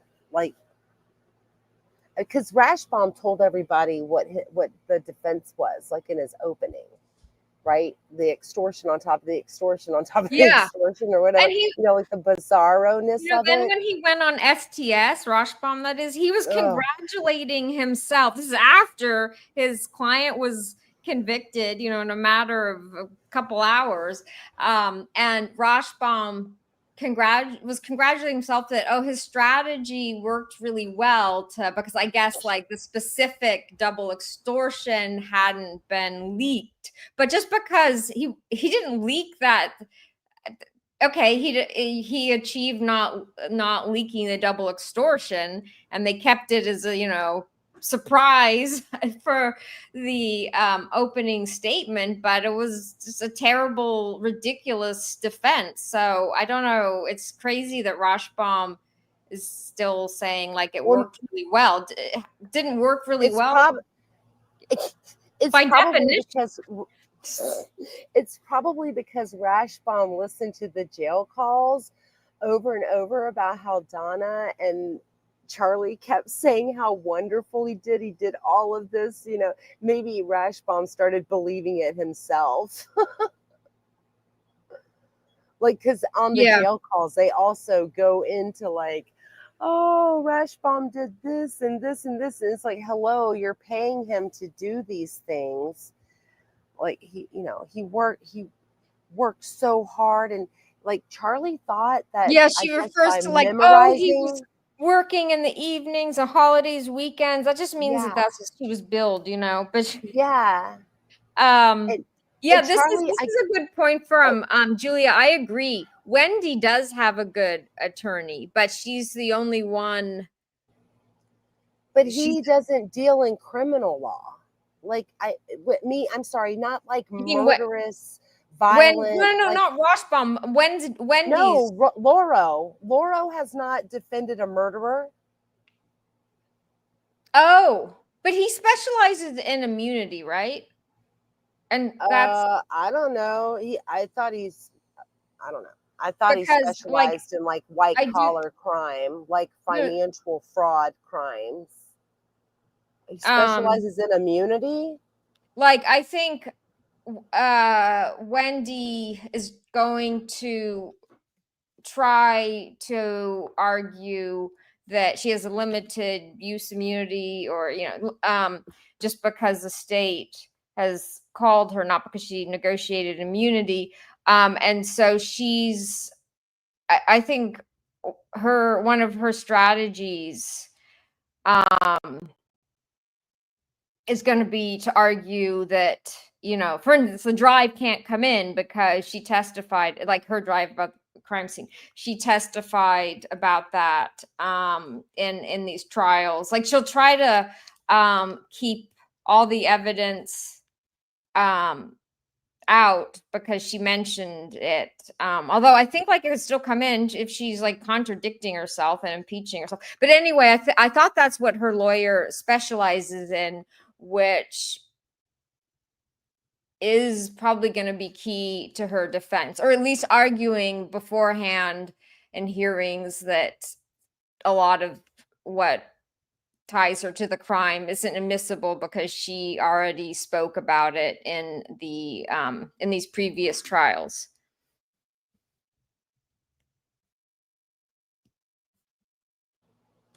Yeah, I guess we'll see. It's going to be interesting. I didn't know that he specialized in immunity, but I don't really like. I could be wrong about that. I just that's what I like. I haven't been. Okay,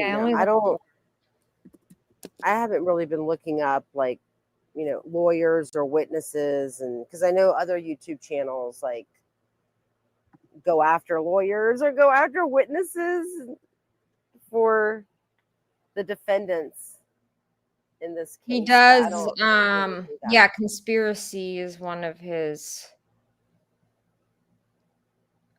But yeah, it does look. I'm just reading his profile. Allison, someone just said you have 44 items in your cart.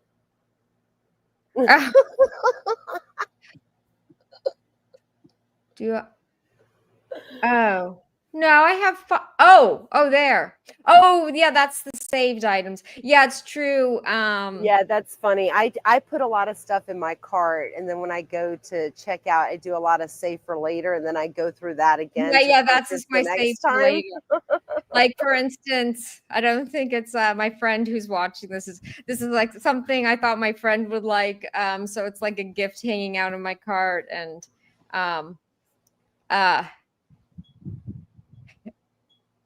yeah, do people? Oh, I guess I don't need to start advertising these products, but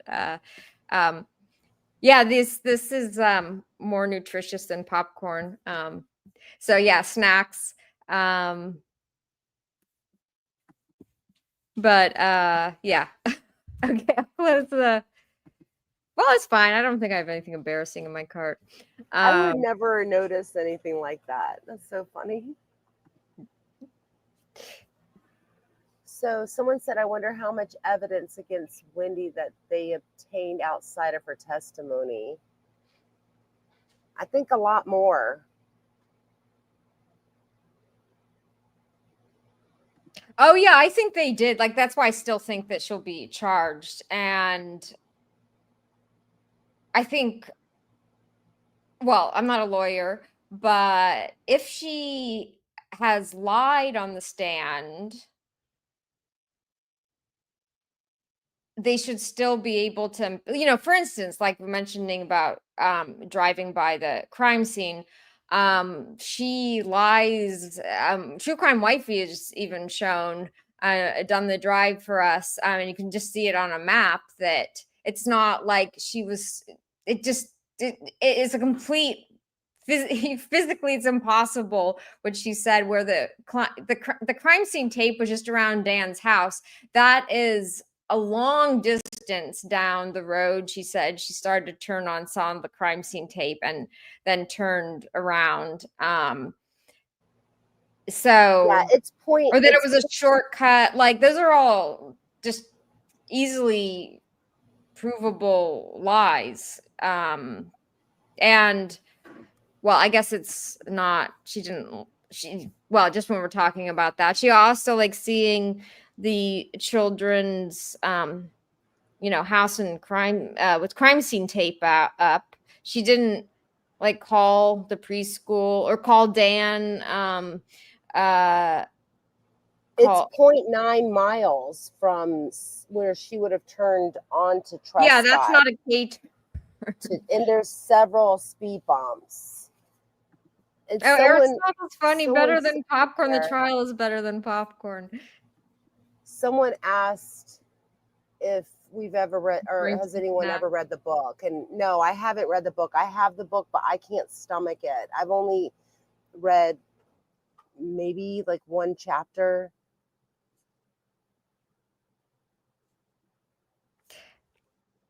And I know Rebecca's in the chat, like just to reiterate what she's saying. She said, by statute, Wendi gets limited use immunity. Anything state had from before can be used. She's right. It's called use and derivative use immunity, which everybody gets that in the state of Florida when you're testifying for the state. Yeah, when you're state's witness. Yeah. Oh yeah, this is interesting. Brooke is mentioning, yeah, these blue eyes. Yeah, they're fake. They're contact lenses. And she talks about, that's another thing. She talks even in the interview about, essentially she starts talking about like her beautiful blue eyes and how it was complimented that day. And I mean, she gets on that topic by saying like, oh, you have blue eyes. Oh, but mine are even bluer. saying to the victim advocate. Wasn't that how she got onto the topic? And then about how it was complimented. And yeah, this is so already her eyes, which I think are naturally brown. She has contact lenses. I mean, there's nothing wrong with people, trying to look as nice as possible. But Right. yeah, Like it's enhancing, because she is blue-eyed already. She's just enhancing them with wait, is she those. blue-eyed? No, Yeah, she looks. she's blue-eyed. You can tell that she's blue-eyed in Patty Inn's wedding video, Oh, when she was a little where girl. yeah, like during her nuptials. Oh, I thought that Like Jeffrey. the video like scans over, like it leaves the bride and groom and scans over, because I think Harvey is videotaping it, and then shows Charlie and Wendi, and you can see that she has blue eyes. I thought Jeffrey In Lacrosse said in one of his interviews that she had brown eyes but used contact lenses. No, her and Charlie are both blue eyed. Oh. I mean, they're considered. It says blue, but Oh, okay. All you right. can tell. And And then this is further about enhanced. okay. Wendi is 9 years old in Patty Inn's video. Well, I do think her blue eyes are pretty, but yeah, this is further enhanced. I mean, this is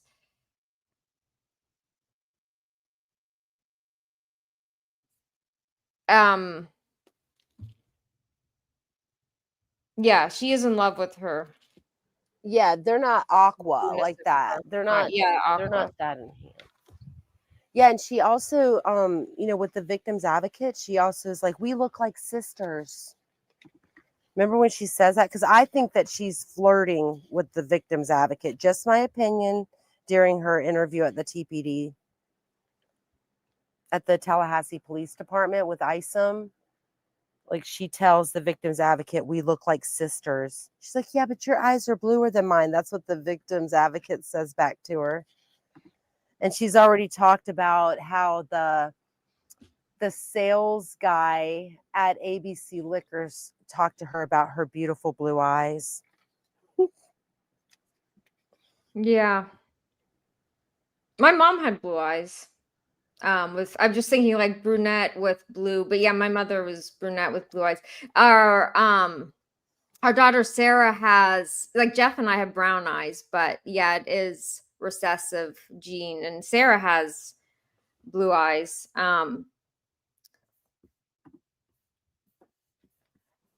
Yeah, even everybody in my family that has light eyes, everyone in my immediate family, both my mother and my father, they had very light eyes.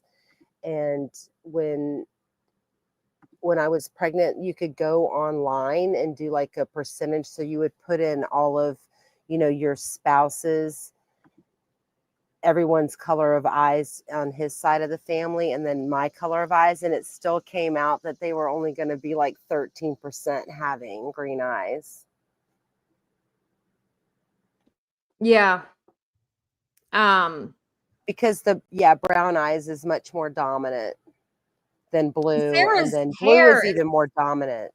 Sarah's hair is really well, Evan's for that matter somewhat, but Sarah's hair, well, I had blonde hair when I was little, but then, and Jeff did when he was really little, but yeah, we both have brown hair. And Sarah's hair is stayed very blonde. In fact, I was just like, we were visiting her, she just started college, for those who aren't familiar with and Sarah said, Sarah's even been on the channel. Like she's an adult, like she's 18, and she's fine being on the channel and we talk or sharing pictures of her. But yeah, I was just noticing that her hair, like it looks Sarah's hair, this is my daughter's hair.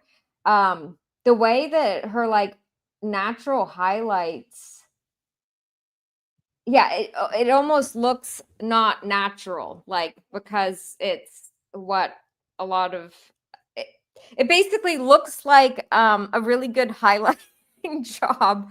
Hmm. Anyway, yeah. I So, took a picture. I'm like, oh, I need to get a picture of your root to prove to people that it actually is root. in the chat, Jib says Wendi is not lying about she couldn't see the crime scene because technically she is defining the crime scene as inside the garage where Dan got shot. Yeah, because Wendi knows where he got shot. That's a good point.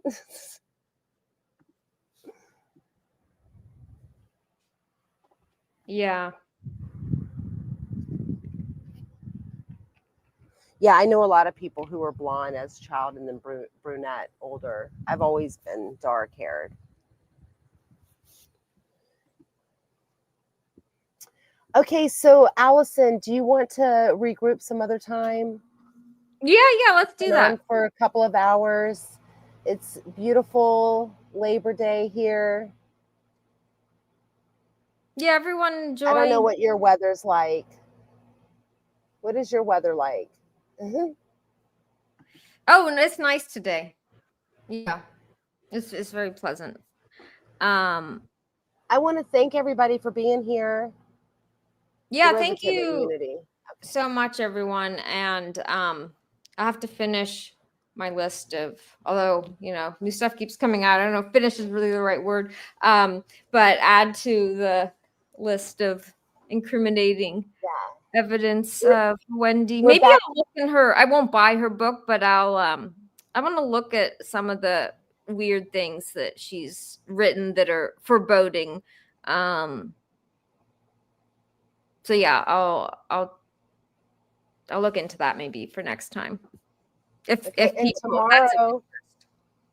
tomorrow the defense, they start their case, or they're starting their arguments. Yeah, so it'll be interesting if Donna testifies. I think that her attorneys are going to tell her not to testify. Yeah, but I think that she, I go back and forth. I'm still waiting for her to fake a heart attack or another medical issue. I just think that there's going to be some sort of drama that we're going to see from Donna, because they already don't have client control. Oh yeah, Donna, did you see about how she put on the headset backwards?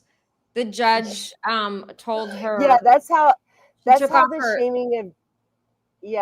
the shaming of Jay started his chat. Like, he came back a couple nights ago, and that's how he started it. He actually had his headphone flipped, one side flipped over. Oh, really? It was pretty funny. And so I want to say this about Harvey, though. Okay, at one point, because I've been watching it on a station where there's no commentary, because I just really want to I want to hear the trial on my own. And Harvey showed up with headphones, and I'm like, who gave him headphones? What is it connected to? What's going on? But then apparently later on, one of the bailiffs at the courthouse took his headphones from him. Oh, interesting. Yeah, so he had headphones on at one point. I don't remember which day, maybe Thursday or Friday. I know Donna said she has small ear canals. I think the headset is, along with the cable knit cardigans, are to portray herself as grandmotherly as possible, like hard of hearing. But yeah, she flipped them. She took off her headset during Charlie's. It's like she was tired of hearing from Charlie as well. The judge said, well, if you need the headset to hear things, she's supposed to be present in court. So basically he made her put the headset back on, and in kind of an act of defiance, she put them on backwards. Which, yeah, that doesn't make her sympathetic with anyone. I mean, the jury, if they're like, we're attentively listening, spending our time with this, public and she takes the headphone from her left ear off when the paralegal that's been rubbing her back whispers something to her. So like my thing is, I don't know. Like I thought she couldn't hear it. It's okay, whatever. Michael says small ear canals, Oh small yeah. brain cells. Um, but yeah, I agree. So I think it was Brooke or maybe several people saying that I would guess that she can't help but testify as well. I know, I know. I think that she's gonna go against her attorneys and be like, I need to tell them what they need to see me speak. We'll see. I go back and forth. It's just been very interesting trial thus far. I'm excited that we're getting more information. I feel like every trial just gives us more and more information. And Yeah, it's it's going not to be over. fascinating to hear what Donna. Yeah, because if she does testify, I think we're bound to only get more evidence against Wendi, and I don't think it's going to help Donna. Um, it's as they say, like the lawyers say, oh, there's bad facts. They're working with a series of bad facts, which I think is basically hopeless from the perspective of Donna that she would be acquitted. But let me just end, Um, instead of having oh, Wendy's okay. book up, let me end with Ruth's book up on the screen. Yeah, The Unveiling. It's a wonderful book by Ruth. Mother's Reflection on Murder, Grief, and Trial Life. And the price tag's down on that one. It used to be 30. So I mean, right now it's 23% off if no one has a copy. I've listened to it on audiobooks. Yeah, I have I have it audio, hardcover, and Kindle. But yeah, I think you even see like books when they come out, they have a discount. But yeah, this is it's unlike Wendy's, it has very good reviews, and she it resonated with me as, someone who um is going through, well, I hope there's a trial in my mother's case, but uh like for instance, just even things that would seem mundane, like when um this happens less to me, but it happened all the time when I was a kid, less as you get older because people don't expect your parents necessarily to be alive, but asking like, oh, what my mother did. And by definition, that's when they're asking you when you're first starting to know someone, and it's really heavy to start getting to know someone with then that. So I would try to steer, usually unsuccessfully, conversations away from um, those kind of questions, and then I'd say, oh, she's dead. And then sometimes people would ask, I would dread like asking, oh, how did she die? Because then the murder is even, that she was murdered is even more shocking. But yeah, Ruth, just this is an example that I really identified with. Ruth's experiences something really similar when people ask like, oh, how many kids do you have? And if whether she has Shelly as well, her daughter. But even the response to that, it feels like you're not honoring your son if you say, oh, I have I just have to not acknowledge him. But then she's she's starting off having to say, well, I have two, but one was murdered. So anyway, that's just an example that I think that Ruth's book, a lot of people can identify, and even if they haven't had a murdered, that kind of awkwardness, I think, with parents that have lost children, that is just something that, so just as an example of people who've gone through trauma, I feel like Ruth's book could be helpful to many of you out there. Okay, well, this was fun. Thank you, everyone, for joining. I see that we have some late people coming in, but hopefully you guys will watch the replay. We would really appreciate it. And Allison, thank you. Thank you.